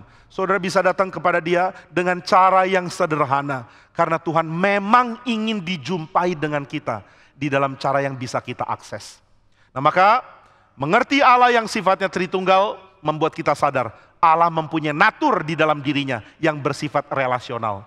Waktu Tuhan memperkenalkan diri ke kita, Dia tidak hanya memperkenalkan informasi tentang dirinya, tapi Dia memperkenalkan bahwa dirinya ingin berjumpa dengan kita, ingin bersekutu dengan kita. Nah inilah pengertian yang orang Israel dapat melalui pelatihan ibadah yang mereka dapat di dalam Taurat. Mereka mulai sadar Allah adalah Allah yang ingin menyatakan diri. Namun bagaimana Allah menyatakan diri? Kita ini terlalu cemar. Kita tidak mungkin mendekat Tuhan lalu masih hidup. Kalau kita mendekat ke kekudusan Tuhan, kita pasti mati. Kalau begitu kita tidak mungkin mendekat ke Tuhan. Tapi Tuhan izinkan dirinya diakses oleh orang Israel. Saudara bisa lihat keindahan dari berita kitab Keluaran. Tuhan adalah Allah yang melampaui seluruh dunia. Tapi Dia rela membuat dirinya ditemui di atas sebuah puncak gunung kecil bernama Gunung Sinai. Tuhan adalah pencipta sorga, tapi Dia rela menyatakan diri di bumi. Tuhan adalah pencipta seluruh bumi, tapi Dia rela menampakkan diri di sebuah gunung yang sangat-sangat sederhana. Bukan sebuah gunung yang disucikan dari awal. Tuhan datang maka gunungnya menjadi suci. Bukan ada gunung tertentu baru Tuhan mau datang ke situ. Jadi Tuhan bisa diakses. Dan setelah pengalaman di Gunung Sinai, Tuhan mengatakan kepada Musa, buatlah kemah suci. Musa pun membuat kemah suci. Dan kemuliaan Tuhan di Gunung Sinai berpindah ke kemah suci. Kenapa kemah? Karena orang Israel pun tinggal di dalam kemah. Tuhan bisa diakses. Tuhan bisa dijumpai di dalam keseharian dari orang Israel. Kenapa ya? Tuhan kok rela dijumpai seperti ini? Karena Dia naturnya adalah relasional. Dia ingin berelasi dengan ciptaannya. Dia ingin berelasi dengan manusia. Lalu kalau Tuhan merendahkan diri untuk berelasi, apakah ini berarti kita harus meninggikan diri untuk berelasi dengan Tuhan? Ini namanya ketemu di tengah. Kalau Tuhan ada di surga, kita ada di bumi. Kita mesti ketemu titik kontak di tengah dong ya. Tuhan turunkan dirinya dari derajatnya, dan kita naikkan diri dari derajat kita. Nah ini konsep yang salah. Saudara, kita tidak perlu menaikkan diri, karena Tuhan kurang dalam merendahkan diri. Di dalam pengenalan akan Tuhan, saudara akan menemukan Tuhan itu secara ekstrim menyatakan dirinya. Dia adalah Allah yang extremely high. Dia adalah Allah yang sangat tinggi dan mulia. Tapi Dia juga adalah Allah yang extremely willing to go low. Dia adalah Allah yang rela untuk datang ke tempat paling rendah. Tuhan adalah Allah yang bertakhta di tempat paling mulia, tapi Dia rela datang ke tempat paling hina. Maka tidak perlu ada usaha manusia untuk tinggikan dirinya supaya dia berjumpa dengan Tuhan. Sayang sekali kita kurang kenal Tuhan. Maka karena kita tidak kenal Tuhan, kita mengenalnya berhala. Dan karena kita kenalnya berhala, kita sulit memahami konsep Allah yang paling tinggi, rela berada di tempat paling rendah. Kita berpikir kalau Allah itu tinggi, kita juga mesti meninggikan diri dulu, baru nanti kita bisa berjumpa dengan Dia. Dan ini yang banyak dilakukan oleh orang-orang di dalam agama. Apa itu agama? Agama adalah usaha mengupgrade diri supaya dirinya makin mungkin ditemui Tuhan. Dan tanpa sadar, pola berpikir seperti ini pun masih ada di dalam kekristenan. Berapa banyak dari kita yang berpikir bahwa di dalam Tuhan ada strata rohani, ada hierarki rohani. Hierarki rohani paling rendah itu ditempati siapa ya? Ya saudara lah ya. Yang bertobatnya masih separuh-separuh gitu ya. Nah ini hierarki paling rendah. Kira-kira hierarki paling tinggi siapa ya? Ya masa berani sebut nama lain selain Pak Tong? Harus Pak Tong dong paling tinggi hierarkinya. Dia yang paling suci. Lalu yang di bawahnya, Pak Tong siapa? Hierarki yang agak bawah-bawah. Ya mungkin asisten-asistennya lah ya. Asisten rumah tangga gitu ya. Lalu di bawahnya lagi siapa? Ya mungkin para vikaris. Di bawahnya lagi siapa? Mahasiswa praktek. Di bawahnya lagi siapa? Penatua. Oh sorry, penatua hierarkinya lebih tinggian dikit. Hierarki penatua agak lebih tinggi. Maaf para penatua. Taruh agak lebih tinggi deh, di upgrade. Lalu di bawahnya mahasiswa praktek siapa? Ya mahasiswa belum praktek. Di bawahnya mahasiswa belum praktek, calon mahasiswa yang pernah angkat tangan di KKR. Di bawahnya calon mahasiswa yang nggak pernah angkat tangan di KKR. Yang paling bawah lagi jemaat biasa yang nggak tahu apa-apa. Yang paling bawah lagi jemaat yang pertobatannya Senin Kamis. Senin sampai Kamis, sorry bukan Senin Kamis dong ya. Sabtu Minggu, pertobatannya Sabtu Minggu. Waktu Sabtu Minggu lingkaran kesucian ada di kepala. Waktu Senin tanduknya muncul sampai hari Jumat. Setelah Jumat tanduknya disimpan dulu, ganti di lemari ya. Taruh handuk, taruh tanduk, bawa lingkaran kesucian datang ke gereja. Nah ini yang level paling rendah. Tapi benarkah ada hierarki di dalam Tuhan? Di dalam pandangan Tuhan kepada kita? Jawabannya ada hierarki, tapi hierarkinya tidak seperti yang kita pikir. Hierarki yang Tuhan jelaskan kepada kita tentang manusia adalah hierarki yang mengeritik hierarki manusia. Tuhan mengeritik hierarki kita. Dan kita terlalu senang pegang hierarki kita. Wah saudara, kita jadi manusia seringkali bodoh luar biasa. Karena kita tidak tahu kapan Tuhan sedang kritik kita. Tuhan sedang kritik dan kita tidak dengar. Kita mengkekalkan hierarki yang kita bangun sendiri. Siapa orang paling penting? Orang paling penting adalah orang paling rohani. Orang yang paling saleh. Orang yang paling hebat. Orang yang prestasi rohani paling tinggi. Siapa paling rendah? Paling rendah adalah orang yang rohaninya kacau. Inilah yang terjadi. Yang paling tinggi adalah orang yang sudah rohani, kaya, sudah kaya, pinter. Dia dapat doktor, dapat uang banyak, dan juga saleh. Nah ini paling tinggi di semua gereja. Orang harus menghargai orang seperti ini. Yang paling rendah siapa? Yang sudah miskin, bertobatnya nggak jelas. Ini yang paling rendah. Nah hierarki seperti ini Tuhan kritik. Tuhan memutarbalikkan hierarkinya dengan mengatakan kalimat-kalimat yang mengagetkan.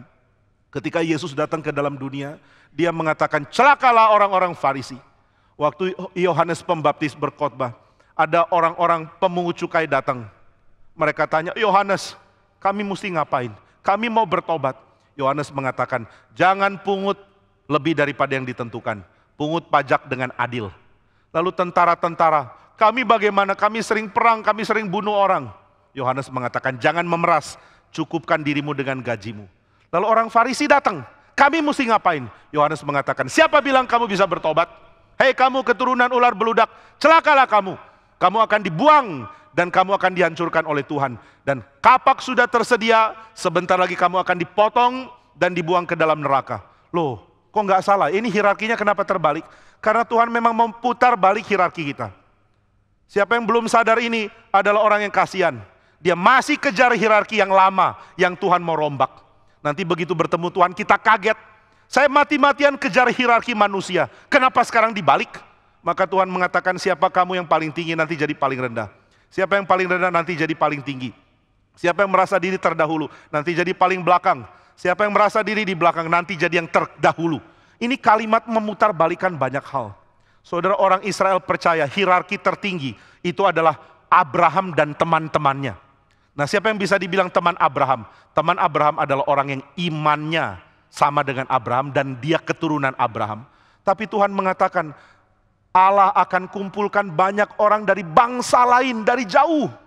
Menjadi orang yang makan satu meja dengan Abraham. Ini pembalikan hierarki.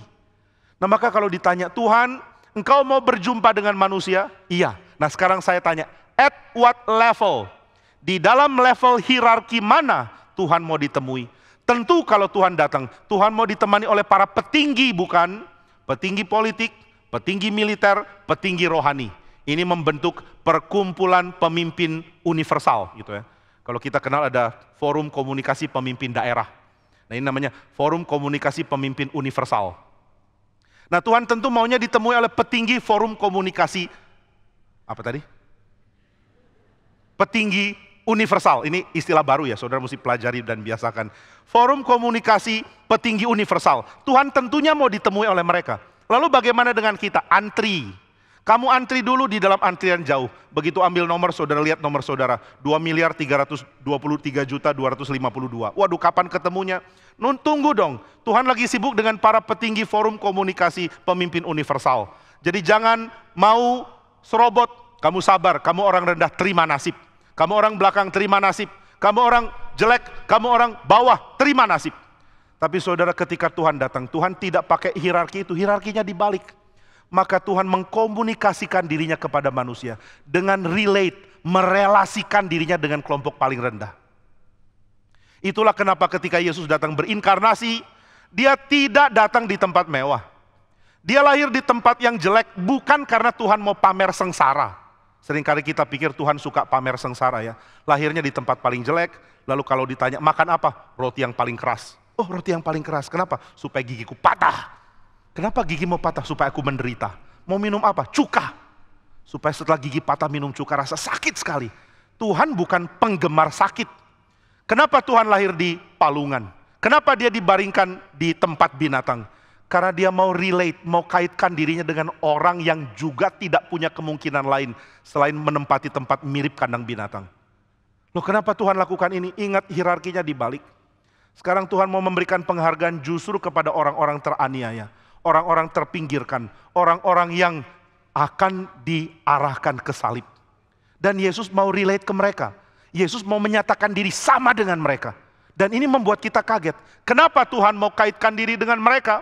Jawaban Tuhan adalah karena sebenarnya kamu pun sama ada di sana. Kita selalu berpikir kita lebih baik dari orang-orang yang tidak punya apa-apa. Tapi kita tidak sadar bahwa apa-apa yang kita punya tidak bisa mendongkrak kita lebih baik dari siapapun. Saya pernah pakai ilustrasi ya. Saya khotbahkan ini beberapa waktu yang lalu. Kalau saudara hadir di Sabang itu, ya saudara sudah tahu ilustrasinya. Tapi jangan ceritakan ke sebelahnya. Saya ingat waktu masih SD. Saya ke kebun binatang di Bandung, lalu saya lihat ada monyet berkelahi. Saya baru lihat monyet berkelahi. Monyet itu berkelahi ada gaya mirip manusia loh. Ada tonjok, ada cakar, ada gigit. Tendangnya saya belum lihat, tapi mereka saling tonjok, saling cakar, saling gigit. Rame sekali dan mereka suaranya keras. Lalu teman-temannya teriak-teriak, mungkin saling nyorakin ya. Saya baru lihat ini namanya pertandingan tinju. 2 monyet berkelahi, yang lain jadi bandar judinya gitu ya. Waduh, kerasnya bukan main. Lalu saya tanya sama penjaganya, ada apa itu? Penjaganya bilang, oh ada 2 monyet berantem. Kenapa mereka berantem ya? Penjaganya bilang, rebutan bungkusan gorengan. Jadi ternyata ada orang lempar gorengan ke kandang monyet. Terus monyetnya rebutan, yang direbutkan bukan gorengannya tapi kantongnya, kantong gorengan. Nah, kenapa monyetnya nggak makan gorengan? Mungkin karena minyaknya kurang bagus. Saudara malah makan gorengannya ya. Nah, monyet-monyet itu rebutan bungkus gorengan, 2 monyet itu. Lalu mereka berkelahi. Lalu saya geli sendiri, monyet tuh nggak tahu ya. Bungkusan gorengan itu nggak berharga. Ngapain diperkelahikan? Benar nggak istilahnya? Ngapain diberantemin? Aduh, apa bahasa formalnya? Ngapain dijadikan bahan berkelahi? Nah, itu mungkin lebih tepat. Kenapa berkelahi? Karena bungkusan gorengan, bodoh sekali. Tapi kemudian setelah saya besar, saya mulai pikir, manusia juga sering berkelahi untuk bungkusan gorengannya. Mungkin bungkusan gorengan kita adalah arloji mewah. Mungkin bungkusan gorengan kita adalah rumah mewah. Mungkin bungkusan gorengan kita adalah mobil mewah. Kita pikir itu akan menaikkan status kita. Tapi ya saudara tahulah, monyet yang dapat bungkusan gorengan tidak lebih baik dari monyet yang nggak dapat. Demikian kita, manusia yang dapat bungkusan gorengan nggak lebih baik daripada manusia yang nggak dapat bungkusan gorengan itu di mata Tuhan. Tapi kan kita lihatnya lain. Kita lihatnya, kalau saya orang terhormat, saya mesti diperlakukan terhormat dong. Lihat baju saya ini 1 tahun gaji kamu. Jadi saya mesti dihormati lebih. Tapi Tuhan akan bilang, loh bajumu cuma bungkusan gorengan. Kenapa kamu berpikir bungkusan gorengan itu bisa membuat kamu lebih baik dari orang lain? Oh jadi nggak boleh ya punya baju mahal? Boleh. Saudara kalau ada uang mau beli mobil mewah ya silakan. Saudara ada uang mau beli baju mewah ya silakan. Tapi jangan pernah dalam 1 detik hidup saudara berpikir saudara lebih baik dari orang lain karena itu. Karena ini yang Tuhan paling benci. Orang yang memperkaya diri dengan bungkusan gorengan dan merasa dirinya lebih baik dari orang lain. Tapi bukan cuma harta lah, kita punya banyak bungkusan gorengan yang lain. Ada yang bungkusan gorengannya adalah pelayanan. Saya pelayanan sudah lebih lama dari kamu, prestasi pelayanan saya lebih baik dari kamu. Bagi Tuhan ini bungkusan gorengan. Jadi banyak bungkusan gorengan hari ini ya. Biasanya hari Senin saya ditanya sama Vikaris Susan, judul khotbahnya apa? Mungkin saya mau taruh bungkusan gorengan. Nah, kita membanggakan bungkusan gorengan namanya prestasi pelayanan. Kamu siapa? Saya pendeta yang lebih laku daripada kamu. Kok bisa? Ya coba lihat jadwal undangan saya. 5 kali lebih banyak dari kamu kan? Oh berarti saya lebih tinggi dari kamu. Enggak, itu cuma bungkusan gorengan. Sudahlah, jangan membanggakan hal-hal minor yang gak penting. Nah ini yang namanya orang-orang narsis, tapi alasan narsisnya adalah minor differences. Cuma perbedaan minor. Perbedaan minor itu gak penting. Nah maka waktu Tuhan datang, Tuhan mau ingatkan, kamu itu rendah. Kenapa Yesus lahir di palungan? Yesus bilang, karena saya mau sama kayak kamu. Saudara bilang, sorry Tuhan, aku nggak lahir di palungan, aku nggak dibaringkan di palungan setelah lahir. Aku lahirnya di rumah sakit yang masih lebih layak. Tuhan bilang, itu cuma bungkusan gorengan. Kamu lahir di rumah miskin, kamu lahir di rumah sakit bagus. Bedanya itu cuma seperti bungkusan gorengan. Jadi jangan pikir bahwa Yesus lahir di tempat rendah, lalu kita lebih tinggi dari dia. No. Tuhan mengatakan, aku mau sama dengan engkau, dan aku ingin engkau tahu bahwa aku mau sama dengan engkau di dalam kondisi kamu gak punya apa-apa. Di dalam kondisi kamu tidak mempunyai apapun yang bisa dibanggakan. Saudara, salah satu karya sangat penting di dalam dunia lukisan adalah lukisan dari Michelangelo di Sistine Chapel. Dan dia melukiskan semua lukisan itu, tokoh-tokoh Alkitabnya dilukiskan sebagai orang-orang yang tidak pakai pakaian. Tapi ya, meskipun gak pakai pakaian, semuanya berotot. Saudara lihat Yesaya yang berotot, gitu, langganan pergi ke gym. Saudara lihat nabi-nabi yang six pack, nah itulah Michelangelo. Nabi-nabi di surga, saya nggak tahu ya nabi-nabi seperti apa. Mengatakan kayaknya otot saya nggak sebesar itu deh. Tapi intinya Michelangelo melukiskan semua tokoh-tokoh ini tanpa pakaian. Dan ini membuat satu pemimpin ibadah di Sistine Chapel marah sekali. Dia bilang, kenapa kita sewa seorang yang perfect pikirannya? Pikirannya kacau. Masa lukis pria telanjang di gereja? Ini orang gak benar. Lalu dia provokasi Paus. Paus hukum Michelangelo. Paus bilang, kenapa mesti hukum tanpa dengar? Saya mau dengar dulu. Maka dia panggil Michelangelo. Kenapa kamu lukis tokoh-tokoh Alkitab gak pakai baju? Michelangelo jawab, karena ini cara Tuhan melihat mereka. Tuhan tidak lihat baju mereka. Tuhan tidak lihat ada perbedaan antara satu dengan lain. Karena Tuhan tidak lihat baju kok. Tuhan lihat apa yang disembunyikan di baliknya. Tuhan lihat apa yang disembunyikan oleh manusia di balik segala hartanya yang menyembunyikan dirinya. Wah, Paus bilang, ini bagus. Jadi nggak apa-apa. Lanjut. Wah, pemimpin ibadahnya marah. Paus nggak hukum Michelangelo. Aku sudah dengar jawabannya, masih oke kok. Nah, maka pemimpin ibadah ini cari jalan lain. Gagal memenangkan hati pemimpin. Provokasi rakyat. Nah, ini caranya ya. Saudara mesti belajar cara ini. Saudara, pengaruhi pemimpin untuk hancurkan musuhmu. Kalau pemimpin nggak bisa pengaruhi rakyat banyak. Ini politik dari pemimpin ibadah Sistine Chapel di abad yang ke-16. Dia pengaruhi banyak rakyat. Michelangelo seorang yang kacau pikirannya. Masa lukis pria telanjang di gereja? Maka rakyat terpecah dua. Ada yang setuju, ada yang anti. Wah, waktu Michelangelo dengar, Michelangelo waktu itu sudah tua, sudah umur 70. Waktu dengar ini dia sakit hati. Saya difitnah sebagai orang cembar pikirannya. Maka saya mau balas. Akhirnya dia balas dengan lukisan Last Judgment. Di dalam lukisan Last Judgment, dia lukisi pemimpin ibadah itu di neraka. Di neraka dengan telanjang, lalu telinganya kayak keledai. Nah saudara, telinga keledai itu lambang kebodohan ya. Jadi ada orang bodoh yang bisa jadi pemimpin ibadah dan dilukis telanjang di neraka. Lalu ada ular yang gigit alat kelaminnya. Wah, waktu si pemimpin ibadah lihat, dia kaget. Diriku dilukis, dia marahin Michelangelo. Lu kenapa berani lukis saya di sini? Michelangelo bilang, enggak lah, cuma mirip. Enggak, ini saya, kamu sedang menghina saya. Akhirnya dia mengadu ke Paus. Paus, Michelangelo lukis saya, telanjang digigit ular di neraka. Bagaimana ini? Paus tanya, sorry kamu dilukis di mana? Di neraka. Oh, langsung ada ya, di bagian bawah. Bukan ini masih pakai baju. Nah saudara, Paus nah, ini lebih gak kelihatan lagi. Paus mengatakan, kamu dilukis di mana? Dilukis di neraka, Paus.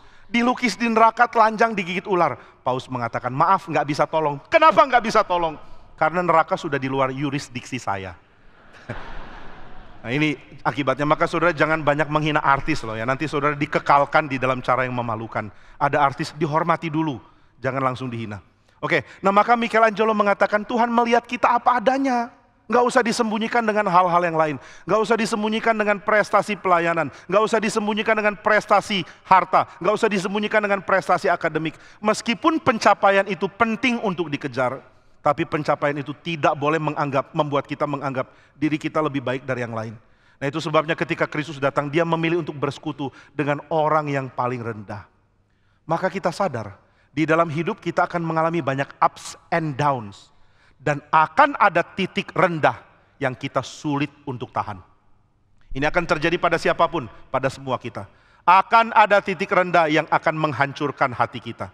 Akan ada titik rendah yang kita tidak sanggup pikul. Banyak orang yang masih muda pikir hidupnya akan baik. Tidak, akan ada titik rendah yang tidak sanggup kita pikul. Akan ada titik rendah karena kita dimusuhi orang. Akan ada titik rendah karena kita ditinggalkan orang karena dia sudah meninggal. Akan ada titik rendah karena kita sendiri menderita penderitaan fisik yang kita tidak bisa tolak. Ada titik rendah di mana kita mendekat kematian tanpa kita bisa melakukan apapun. Titik-titik rendah ini adalah titik-titik rendah di mana Tuhan mau menyatakan, aku justru mau bersekutu dengan engkau di dalam titik ini. Di dalam keadaan kamu berseru dan meratap, di dalam titik ini justru aku paling nyambung dengan engkau. Maka saudara, Mazmur 22 menjadi mazmur yang sangat indah. Allahku, Allahku, mengapa engkau meninggalkan aku? Kenapa pemazmur merasa dirinya ditinggalkan? Karena dia berada dalam titik paling rendah dalam hidupnya dan dia tidak sanggup pikul. Lalu dia berseru, Tuhan, saya tidak sanggup jalani hidup ini. Apakah engkau sudah tinggalkan saya? Ini keadaan sangat berat. Dan Tuhan justru mengatakan, di dalam kondisi inilah aku mau bersekutu dengan engkau. Maka kita lihat setelah dikatakan, Allahku, Allahku, mengapa engkau meninggalkan aku? Bagian selanjutnya berbicara tentang kekuatan dari musuh. Banyak lembu jantan mengerumuni aku. Banteng-banteng dari Basan. Nah saudara, Basan ini adalah daerah dari Og, raja yang ditaklukkan Israel. Dan raja ini memimpin daerah yang konon rakyatnya punya badan tingginya sangat besar dibandingkan orang Israel. Mungkin 1,5 sampai 2 kalinya orang biasa. Nah ini merupakan raksasa-raksasa yang sangat kuat berperang. Waktu Israel harus perang dengan mereka, Tuhan menyertai. Dan karena Tuhan menyertai, orang-orang Basan itu dikalahkan. Tapi bayangkan kalau Tuhan sudah undur dari mereka. Mereka tidak sanggup menghadapi orang-orang ini. Musuh menang, Basan menghancurkan Israel. Nah ini yang di dalam Mazmur dikatakan, lembu Basan sekarang menang. Musuhku sekarang lebih kuat dari saya. Dan musuh saya sudah mau membunuh saya. Saya terjepit dan saya terdesak. Nah inilah titik nadirnya Daud. Titik rendahnya Daud. Kenapa ini titik rendahnya dia? Karena dia seorang prajurit dan dia seorang pemimpin perang. Hal yang paling menakutkan pemimpin perang adalah ditaklukkan di dalam perang dan dipermainkan musuhnya. Nah saudara, bukan pemimpin perang, maka titik nadir saudara akan beda. Mungkin titik nadir saudara adalah dipermalukan atau diusir dari keluarga atau apapun, saya tidak tahu. Tapi intinya adalah ada titik di mana kita tidak sanggup pikul karena titik ini terlalu rendah. Lebih rendah daripada apa yang bisa kita pikul. Nah Daud mengalaminya dan dia berseru. Dia mengatakan, saya dikerumuni oleh musuh seperti anjing liar yang mau robek-robek saya. Saudara, ketika seekor anjing atau kelompok anjing mau berburu, mereka akan cabik-cabik mangsa mereka. Ini adalah keadaan yang menakutkan sekali. Maka Daud mengatakan, saya berada dalam keadaan dihina, dipamerkan kehinaannya, saya dikalahkan, dipermalukan dan saya mau dimatikan. Tuhan tolong saya. Dan di dalam bagian terakhir ada frasa atau kalimat pendek yang mengatakan, engkau telah menjawab aku. Kalimat pendek yang menunjukkan Tuhan mendengar doa. Tuhan menyertai, Tuhan mendampingi. Tuhan mengizinkan titik rendah ini adalah titik kontak dengan Tuhan yang mulia. Nah ini adalah hal yang sangat agung. Saudara dan saya bisa menikmati kondisi yang rendah. Justru karena Tuhan rela mengaitkan dirinya dengan kita pada kondisi ini. Nah maka dengan tepat ini menjadi bagian yang juga diserukan oleh Tuhan Yesus. Waktu dia dibawa ke salib, dia berada dalam titik rendahnya. Dia berada di dalam titik di mana dia seperti tidak tertolong lagi. Dia begitu tidak berdaya. Dia melangkah, langkah demi langkah, tanpa kemuliaan apapun. Dia berada dalam kondisi sebentar lagi mati dan kondisinya begitu mengenaskan. Kadang-kadang kita melihat orang menuju kematian ada dalam kondisi mengenaskan seperti ini. Mungkin kena penyakit yang membawa dia pada kematian dan dia menjadi sadar dia sulit untuk bisa lepas. Dia tinggal tunggu kematian. Dan ini yang terjadi pada Kristus. Kalau di dalam Mazmur dikatakan Tuhan intervensi dan menolong, maka di dalam kehidupan Yesus tidak ada intervensi sampai dia mati di atas kayu salib. Nah saudara, ini adalah titik kontak kita dengan Tuhan. Tuhan mau bertemu dengan kita di kayu salib. Itu sebabnya di dalam pemikiran Luther, dia mengatakan Di atas kayu salib Tuhan sepenuhnya dinyatakan, meskipun dia sepertinya sepenuhnya tersembunyi. Dan inilah yang terjadi. Saudara dan saya justru berjumpa dengan Tuhan di dalam kerendahan. Nah saudara, seorang dari abad pertengahan bernama Anselm, di abad yang ke-11, dia memberikan satu konsep teologi yang sangat penting, yaitu tentang Tuhan. Tuhan adalah yang paling tinggi yang kita bisa pikirkan. Kalau saudara pikir tentang yang paling tinggi, dan tidak ada lain lebih tinggi, itulah Tuhan. Nah ini yang sebenarnya kunci penting untuk banyak orang di zaman modern. Banyak orang di zaman modern tidak mau percaya Tuhan, tetapi tidak merenungkan pengertian dari Anselm ini. Ada satu orang mengatakan, kenapa orang Kristen masih percaya kepada Tuhan? Bukankah kita semua sudah berhenti percaya kepada dongeng? Waktu saya masih kecil, saya percaya Sinterklas. Waktu saya sudah besar, saya tidak percaya Sinterklas. Waktu manusia masih kecil, masih bodoh, belum ilmiah, manusia percaya Tuhan. Setelah manusia besar, manusia meninggalkan Tuhan. Karena sudah besar, sudah ngerti, sudah belajar sains. Nah ini perkataan orang-orang. Tapi kalau orang-orang mempersamakan Tuhan dengan Santa Claus, ini adalah hal yang salah. Karena Anselm mengatakan, Tuhan tidak bisa dipikirkan kecuali dengan pikiran paling tinggi. Dan kalau kamu sudah pikirkan hal yang paling tinggi, ternyata setelah kamu jalani hidup kamu sadar, pikiran yang kamu pikir tertinggi itu masih kurang tinggi dibandingkan pikiran baru yang saya baru temukan. Jadi Tuhan adalah hal yang tertinggi yang pikiran kita bisa pikirkan. Kalau dia adalah yang paling tinggi yang pikiran kita bisa pikirkan, maka ada satu lagi yang perlu ditanya. Mana yang lebih tinggi? Ada atau tidak ada? Oh ya, jelas lebih tinggi ada. Ada lebih tinggi daripada nggak ada. Kalau begitu, kalau kamu pikir tentang Tuhan, kamu pikir Tuhan nggak ada, itu bukan Tuhan. Kamu harus pikirkan tentang Dia yang ada dan memiliki segala kualifikasi yang paling tinggi yang pikiran kita mampu pikirkan. Nah inilah yang disebut dengan Tuhan. Wah ini membawa kita untuk melihat Allah adalah yang paling tinggi. Dia paling pintar, Dia paling kuat, Dia paling suci, Dia paling mulia. Dan ini memang bagian dari Allah yang Allah nyatakan di dalam kitab suci. Tapi Martin Luther ketika merenungkan ini, dia mengatakan, oh pengertian ini, pengertian tentang Allah yang seperti ini adalah pengertian umum. Wah ini mengagetkan ya. Semua orang bisa pikir ini. Saudara tanya sama orang yang ateis, kamu percaya Tuhan? Tidak. Siapa Tuhan menurut kamu? Oh itu kan yang paling tinggi, yang paling hebat, yang paling kuat. Kalau dia memang hebat, kenapa dia tidak langsung hancurkan musuhnya sekarang? Ada satu orang namanya Krauss. Nama depannya sekarang saya Lawrence Krauss. Lawrence Krauss mengatakan, saya nggak percaya Tuhan. Kalau Tuhan ada, hukumlah saya. Nah, saya nggak dihukumkan, berarti Tuhan nggak ada. Gitu. Waktu saya dengar itu, kayaknya seru juga ya kalau dia bilang gitu tiba-tiba ada petir. Kalau Tuhan ada, hukum saya karena saya ateis menghina Tuhan. Ayo hukum, ceder. Dia bertobat saat itu. Tapi petirnya nggak ada. Jadi orang bilang, ya mungkin Tuhan gak ada atau Tuhan terlalu besar untuk pikirin kamu. Ya ada yang bilang, Tuhan kan tinggi sekali, ngapain peduliin orang kecil kayak kamu.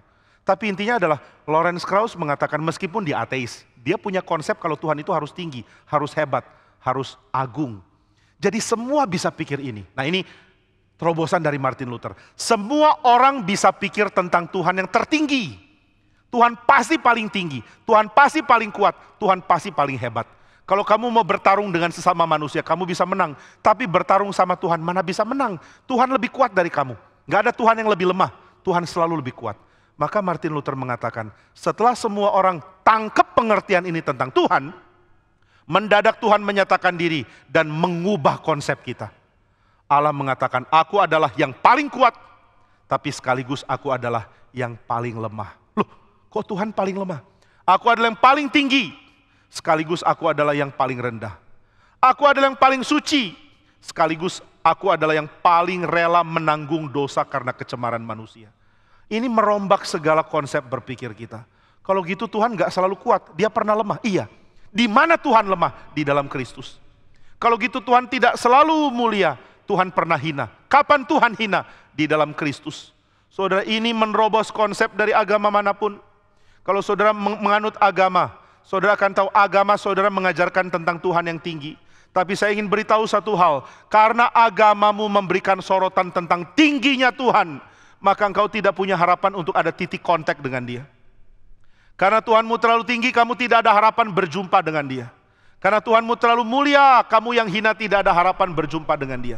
Karena Tuhanmu terlalu agung, kamu yang kecil tidak mungkin berjumpa dengan Dia. Karena Tuhanmu terlalu suci, maka engkau yang berdosa tidak mungkin berjumpa dengan Dia. Maka bagaimana kita bisa memikirkan tentang Tuhan yang tinggi, tapi sekaligus Tuhan yang mau berelasi dengan kita? Orang-orang yang menganut agama-agama tertentu, akhirnya akan memikirkan ulang agamanya, dan menambahkan konsep yang sebenarnya bentur dengan konsep yang dia miliki sebelumnya. Yaitu Tuhan itu tinggi, mulia, dan agung, tapi dia tetap bisa ditemui oleh manusia. Nggak bisa. Titik kontaknya di mana? Titik tengahnya di mana? Jika kita memutuskan menyatakan Tuhan yang paling mulia, maka kita harus sadar, kita yang hina tidak bisa bertemu dengan Dia. Nggak ada harapan. Agama akan membawa manusia ke dalam kebuntuan. Saya tidak mungkin bisa mengerti Tuhan, dan tidak mungkin berjumpa dengan Dia, karena titik kontaknya nggak ada. Dia terlalu jauh di atas, dan saya terlalu jauh di bawah. Maka apa yang bisa kita pahami dari agama kita? Nggak ada. Selain fakta bahwa kita adalah orang-orang yang lemah, orang-orang yang rendah, orang-orang yang tak ada harapan. Agama bisa bawa harapan apa? Nggak ada. Makin saudara saleh beribadah, makin saudara sadar, kesalehanku adalah kesalehan yang pura-pura. Satu kali saya sedang setir sebuah mobil ya, lalu di sebelah saya ada orang ikut dengan saya. Kami setir mobil sama-sama. Lalu dia renungkan satu hal. Saya pikir pikiran dia sangat tajam. Dia mengatakan, kita ini orang beragama mau ngapain sih? Waduh, ini tiba-tiba percakapan dalam. Biasanya saya dengan dia bercanda gitu ya. Biasanya bicara tentang skor sepak bola, atau tentang hasil pertandingan tinju. Tapi kali ini dia bilang, kita orang beragama mau ngapain sih? Saya kaget. Iya juga, menurut kamu kita mau ngapain? Gak tahu, menipu diri terus lah. Loh, menipu diri kenapa? Ya karena kita beribadah, tapi tetap aja kita cemar kan. Kamu tahu kan kamu orang berdosa? Saya bilang, saya tahu saya orang berdosa. Saya juga tahu saya orang berdosa. Dan saya tahu saya orang berdosa yang tidak layak. Tapi saya orang berdosa yang tidak layak. Saya terus-menerus datang ke Tuhan. Tanpa sadar saya adalah orang yang tidak layak datang ke Dia. Kita cuma main-main. Kita cuma lakukan hal yang bohong-bohongan. Maka dia bilang ke saya yakin ya, kalau saatnya saya berjumpa dengan Tuhan, saya akan dibuang oleh Dia. Wah, saya pikir ini kesempatan penginjilan. Kamu akan dibuang oleh Tuhan? Iya. Saya bilang, iya, saya juga rasa saya akan dibuang oleh Tuhan. Tuh kan? Jadi ngapain kita beragama ya? Ngapain kita serius? Karena keseriusan itu tidak mengubah kita. Maka saya mengatakan, ya coba masukkan konsep Injil ke dia. Ya makanya, satu-satunya cara adalah, kalau kamu dibuang, tapi kamu tetap diambil. Gimana bisa sekaligus dibuang, sekaligus diambil? Dia bingung. Gimana? Ini teka-teki beneran atau bercanda? Sebenarnya ini beneran, kita lagi ngomong serius. Jangan rubah tone-nya gitu ya. Jangan masukkan lagi ke dalam candaan. Ayo coba jawab saya. Kalau benar kamu merasa dirimu dibuang, maka satu-satunya cara kamu diselamatkan adalah kamu sepenuhnya dibuang sekaligus sepenuhnya diterima. Mana bisa sepenuhnya dibuang, sepenuhnya diterima? Saya bilang ada, ini konsep baru. Konsep baru dari mana? Dari agama Kristen. Dia jadi bingung. Agama Kristen kok rumit ya? Saya bilang welcome to reality gitu ya. Kamu sepenuhnya dibuang, sepenuhnya diterima. Gimana bisa kalau kamu satu dengan Kristus? Karena Dia juga sepenuhnya dibuang, sepenuhnya diterima.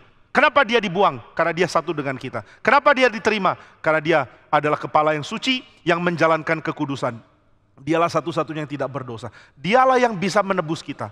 Maka Dia dibuang karena kita, dan Dia diterima. Dan karena Dia diterima, kita bisa diterima bersama-sama dengan Dia. Wah, ini kalimat-kalimat yang saya coba katakan ke dia. Dia tetap dengan gaya pesimisnya. Pokoknya apapun yang terjadi, saya tetap tidak layak. Nah terus kalau memang sudah tidak layak, mau ngapain? Mau mati segan, hidup tak mau. Mau mati nggak mau, hidup segan. Mau beribadah nggak mau, tapi nggak beribadah juga rasa bagaimana. Ya sudahlah, gini terus sampai mati. Waduh, saya pikir orang ini jujur mengekspresikan agamanya. Banyak kita orang beragama tidak jujur dengan perasaan kita. Kita selalu merasa diri kita sudah oke, sudah aman. Kita pikir ibadah yang sekadarnya bisa mengubah kecemaran hati kita. Nah maka kalau kita pikirkan agama dengan lebih serius, kita akan sadar kita tidak mungkin punya jalan lain. Kita tidak mungkin punya cara lain untuk menenangkan hati nurani kita. Kalau hati nurani saudara masih peka bicara, dia akan terus bicara. Kamu beribadah tapi tetap cemar. Kamu beribadah tapi tetap berdosa. Kamu pikir kamu sudah baik? Kamu pikir kamu sudah suci? Kamu pikir dengan menjalankan apa yang ditentukan oleh agamamu, kamu mendadak berubah jadi lebih baik? Ayolah jujur. Maka kita kalau mau jujur dengan hati nurani mengatakan tidak. Perubahan apa yang dibawa oleh agamamu? Perubahan tingkah laku, perubahan perbuatan. Tapi tidak pernah perubahan niat, perubahan pikiran, perubahan konsep, perubahan kata hati. Semua tetap cemar. Maka di dalam kecemaran kita mengatakan, aku tidak ada daya, aku tidak mungkin keluar, aku tidak mungkin bisa bebas. Dari sini kita mulai bergumul, apa itu menjadi manusia? Menjadi manusia seperti menjadi makhluk yang terkurung di dalam keputusasaan. Kita tidak tahu kita mau pergi kemana, kita tidak tahu kita mau memperoleh apa, kita tidak tahu apa yang kita bisa harapkan yang bisa menyukakan kita. Itu sebabnya ada satu orang apologet Kristen, dia mengatakan, jika engkau memikir dengan sungguh-sungguh keadaanmu, dan engkau tidak percaya Tuhan Yesus, engkau akan sangat negatif melihat hidup. Jika masih ada percikan pengharapan yang kamu pikir ada, itu percikan pengharapan yang akan dimatikan oleh hati nuranimu. Maka cuma satu cara untuk tenang, matikan hati nurani. Begitu hati nurani mau bicara, tekan dia. Begitu hati nurani mau bersuara, matikan volumenya, supaya kamu tenang. Bagaimana bisa tenang? Suruh hati nurani diam. Karena kalau saudara terus dengar hati nurani akan dengan adil berkata, kamu orang yang tidak layak, kamu orang yang berdosa, kamu orang yang cemar, dan tidak ada apapun yang agama bisa bantu untuk menolong engkau. Nah, kenapa ya kita rasa putus asa? Saya beritahu jawabannya. Karena agama menjelaskan tentang Tuhan dan manusia di dalam dua ekstrim yang berbeda, dan tidak ada pengantara, tidak ada titik kontak, tidak ada titik temu. Makanya orang akan putus asa jika dia berpikir dengan serius. Tuhan terlalu tinggi, mana bisa kita mencapai dia? Tetapi di dalam Injil dikatakan, meskipun Tuhan tinggi dan kau tidak bisa berjumpa dengan dia, namun Tuhan mau bertemu dengan kita. Loh, kenapa Tuhan mau bertemu? Karena dia relasional sifatnya. Dia adalah Allah Tritunggal, dia mau berelasi dengan kita. Tuhan bukan cuma sekadar Tuhan yang dikenal dari jauh. Tuhan mau dirinya dikenal di dalam kasih. Maka dia mau bersekutu dengan kita. Dialah yang menyediakan titik temu dengan kita. Nah, itu sebabnya di dalam Alkitab Allah kita adalah relasional sifatnya, dan di dalam hubungan dengan manusia Allah kita bersifat inkarnatif, bersifat inkarnasi di dalam kegiatannya. Allah adalah Allah yang mengirim pribadi kedua, yaitu Yesus Kristus, datang jadi manusia. Kenapa dia mesti datang jadi manusia? Karena sifat Tuhan adalah sifat yang inkarnatif. Saudara, setiap ajaran agama ada sisi yang mirip dengan inkarnasi, tapi tidak sepenuhnya inkarnatif. Misalnya, ketika orang yang beragama mau mengenal ajaran di dalam tradisi, dia akan menggunakan ajaran di dalam bahasa yang dimengerti di dalam kebudayaan. Ketika orang yang ada di dalam tradisi kuno Mesir mau mengenal dewa-dewa mereka, mereka akan mengenalnya di dalam bahasa dari bangsa mereka. Jadi dewa-dewa bicara bahasa Mesir kuno, dewa-dewa Yunani bicara bahasa Yunani, dewa-dewa di dalam Romawi bicara bahasa Latin, dewa-dewa di dalam negara mana bicara bahasa dari negara itu. Kenapa? Karena ada sisi yang mirip inkarnasi, tapi tidak full, tidak sempurna. Sedangkan Allah di dalam Alkitab adalah Allah yang bersifat inkarnasi dan menjalankannya dengan sempurna di dalam pribadi yang kedua. Allah menjadi manusia dan dia yang menentukan titik kontak bertemu dengan kita. Dan di mana Tuhan memilih titik kontak itu? Di dalam titik nadir, di dalam titik terendah dalam hidup kita. Kenapa dia pilih titik itu? Karena itu adalah titik yang tidak mungkin manusia lewati tanpa alami. Suatu saat kita akan mengalami keadaan mendekat kematian. Suatu saat kita akan mengalami duka cita, menghantar orang yang kita cintai ke dalam kuburan. Suatu saat kita akan mengalami duka cita, karena keadaan yang menghimpit kita, menjadikan kita sangat rendah. Saya kadang-kadang kalau di Bandung mau masuk ke kompleks di mana tempat saya ada, itu melewati ada satu tempat di semacam kolong jembatan. Di situ akan ada dus, bekas kardus, dan ada beberapa alat makan yang sudah jelek. Ini tempat orang tinggal di situ. Dan kadang kami melihat ada seorang ibu dengan 3 orang anak masih kecil tinggal di situ, homeless. Mereka tinggal di situ, mereka makan di situ, mereka tidur di situ. Kadang kalau lewat situ saya sangat sedih melihat. Ini kenyataan yang dialami oleh sebagian orang di dunia ini. Ada orang-orang yang jalani hidup tiap-tiap hari seperti itu. Tapi ketika saya sedih, saya diingatkan kembali bahwa saya sendiri pun bukan orang yang bisa dicegah mengalami keadaan seperti itu. Mungkin tidak persis sama, tapi keadaan yang rendah yang menghancurkan hati yang sama dengan keadaan itu. Namun ada hal yang melegakan. Saya menyadari bahwa Tuhan saya adalah Tuhan yang tidak pernah menolak untuk berjumpa manusia di dalam titik rendah seperti itu. Tuhan yang saya sembah adalah Tuhan yang tidak pernah menolak berjumpa manusia di dalam kondisi mendekat kematian. Bahkan Allah yang kita sembah adalah Allah yang tidak pernah menolak untuk berjumpa dengan kita bahkan di dalam saat kematian sekalipun. Maka Yesus menjadi sama dengan kita di dalam penderitaan. Yesus menjadi sama dengan kita di dalam sengsara, dan Yesus menjadi sama dengan kita di dalam ditinggalkan Tuhan. Di atas kayu salib dia berseru, "Allahku, Allahku, mengapa engkau meninggalkan aku?" Dan di atas kayu salib dia menyerahkan nyawanya kepada Tuhan, seperti yang dikutip di dalam Mazmur yang lain. Seperti yang dia kutip dari Mazmur yang lain, yaitu, "Ya Tuhan, ke dalam tangan-Mu kuserahkan nyawaku." Di dalam Mazmur ada kalimat ini, "Ke dalam tangan-Mu kuserahkan nyawaku." Dan Mazmur melanjutkan dengan perkataan, "Tuhan menolong aku." Tapi kita lihat di atas kayu salib, Yesus berseru, "Ke dalam tangan-Mu kuserahkan nyawaku." Dan dia tidak ditolong, dia mati. Banyak orang berpikir Yesus menyerahkan nyawa ke dalam tangan Tuhan, yaitu dia mendekat kematian. Tapi seruan itu sebenarnya dipakai untuk memohon pertolongan. Ketika saudara akan mati, saudara berseru, "Tuhan, ke dalam tangan-Mu kuserahkan nyawaku." Maksudnya, peliharalah nyawaku, jangan biarkan aku melihat kematian. Tapi ternyata Yesus mengalami kematian. Mengapa demikian? Karena Tuhan merancangkan keselamatannya di dalam skop yang lebih jauh, yaitu di dalam kebangkitan. Tuhan merancangkan kebangkitan. Dan ini yang Yesus akan alami, dan yang sudah alami, dan ini yang kita semua akan alami. Maka Tuhan tidak pernah menolak bertemu dengan kita di tempat yang paling rendah. Kenapa dia tidak menolak? Karena dia punya kemampuan membawa kita dari tempat paling rendah ke tempat paling tinggi. Dia tidak kehilangan kekuatan untuk angkat kita dari tempat paling rendah ke tempat paling tinggi. Saudara, alasan kita tidak mau turun lebih rendah adalah karena kita takut kehilangan posisi yang tinggi. Tidak demikian dengan Kristus. Dia tidak akan kehilangan posisi apapun meskipun dia turun ke dalam keadaan paling rendah.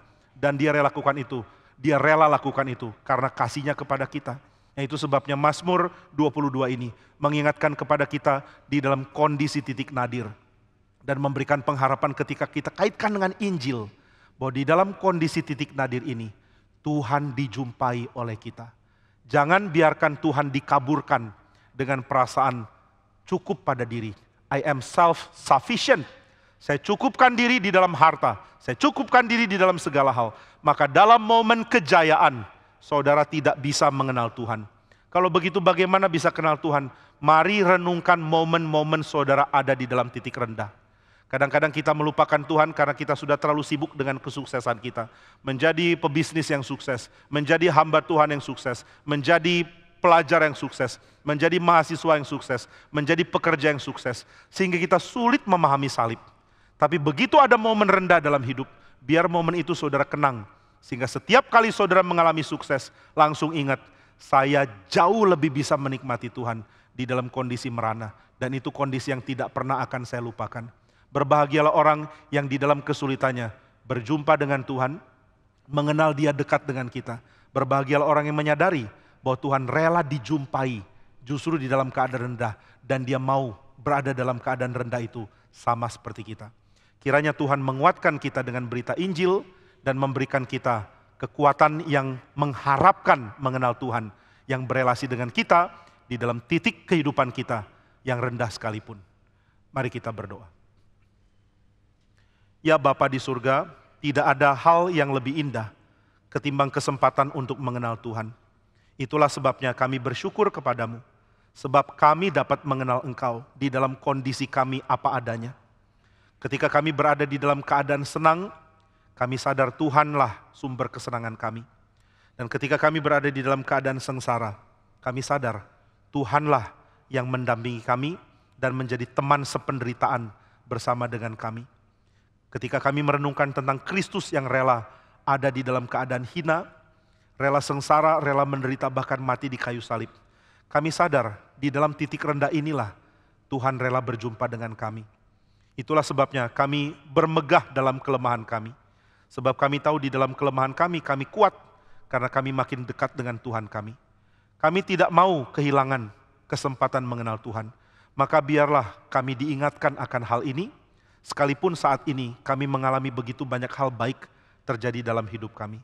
Biarlah hal-hal rendah membuat kami sadar tentang kami yang tidak ada apa-apanya.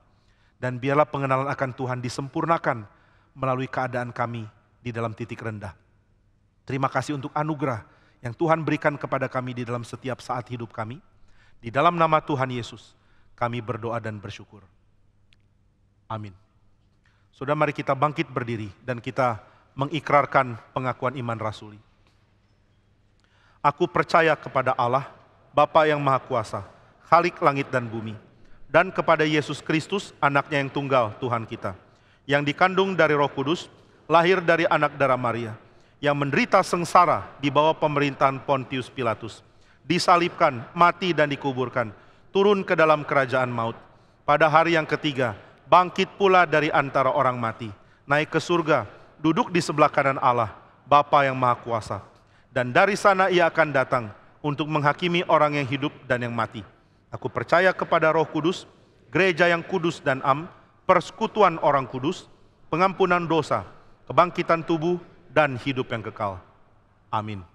Silakan duduk saudara sekalian. Saudara, saya ingin memberikan sedikit masukan untuk kita semua. Biarlah kita menjadi orang yang menikmati ibadah secara total. Sehingga kita menikmati apa itu menenangkan hati dan juga menyiapkan kesadaran bahwa Allah rela hadir di tempat ini. Kita menikmati memuji puji-pujian yang agung di pujian pertama. Saudara, kalau sadar atau tidak, di dalam puji-pujian yang diatur di GRII, pujian pertama adalah pujian yang mengagungkan Tuhan. Saudara bisa bayangkan apa yang terjadi pada hidup seseorang jika dia tidak mendapatkan liturgi ini dalam kehidupannya. Banyak dari saudara yang luput tidak ikut kebaktian ini dari awal. Sehingga kebaktian ini tidak diikuti dari awal dan pujian pertama tidak dinyanyikan. Bayangkan berapa harta ini jadi hilang dalam kehidupan sehingga kita menjadi orang-orang yang dimiskinkan oleh karena keteledoran kita sendiri. Maka harap di pertemuan-pertemuan berikut kita menghargai ibadah kita dan kita semua datang di dalam kondisi siap untuk beribadah kepada Tuhan di dalam ketepatan waktu. Tuhan kiranya memberkati kita semua. Kita akan melanjutkan puji-pujian kita. Mari kita nyanyikan lagu yang keempat, Sudahkah yang terbaik kuberikan, dan kita juga memberikan persembahan untuk pelayanan yang sudah diatur oleh gereja ini.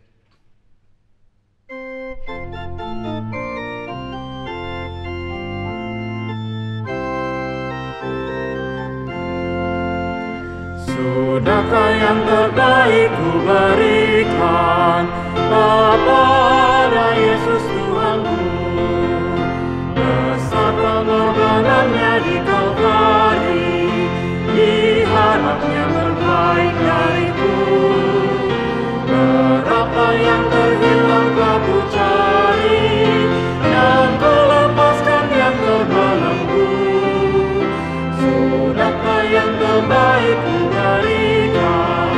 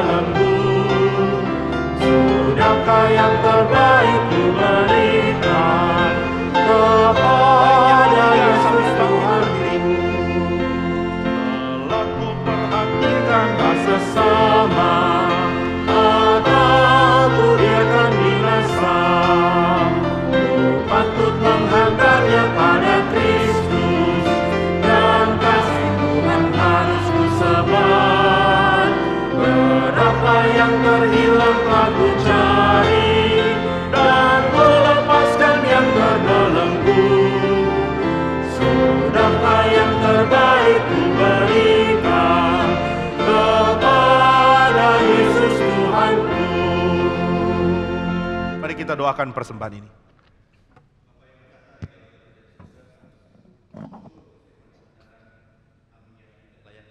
Engkau layakan, Engkau mau menjadi sama seperti kami ya Tuhan di tengah kerendahan kami untuk membuktikan cinta kasih Tuhan yang tiada taranya. Kiranya ini membawa kami untuk semakin mau berelasi dan mengasihi Tuhan.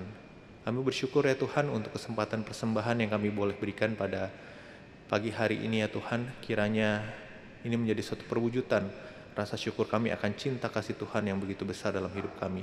Kiranya Tuhan boleh pakai persembahan ini untuk memperluas kerajaan Tuhan. Hanya di dalam nama Putra-Mu yang tunggal, Tuhan Yesus Kristus, Juru Selamat kami yang hidup, kami berdoa. Amin. Amin. Saudara silakan duduk, ada tambahan pengumuman. Yang pertama adalah dari Momentum sudah diterjemahkan buku Institute of Christian Religion ke dalam bahasa Indonesia. Dan untuk launch buku ini akan diadakan rally seminar dari Institute of Christian Religion membahas apa yang Calvin ajarkan tentang hidup melalui buku ini. Nanti pengumuman detail akan diberikan kepada saudara. Yang kedua, jangan lupa 1 Oktober adalah HUT dari GRII. Seluruh cabang Jabodetabek akan berkumpul di tempat ini dan beribadah bersama-sama. Dan tempat-tempat lain akan beribadah bersama-sama via relay. Ini 2 tambahan yang saya umumkan untuk kita semua. Kita akan mengakhiri kebaktian ini. Saya mengundang kembali kita bangkit berdiri. Kita akan menyanyikan doksologi dan setelah itu Pendeta Heru akan memberikan berkat bagi kita semua.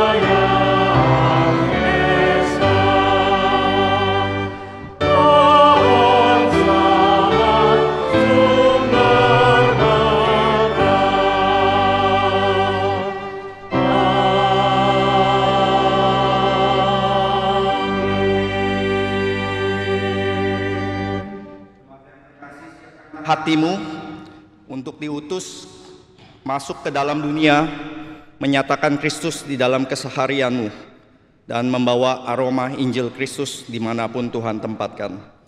Tuhan memberkati engkau dan melindungi engkau. Tuhan menyinari engkau dengan wajahnya dan memberi engkau kasih karunia. Tuhan menghadapkan wajahnya kepadamu dan memberi engkau damai sejahtera.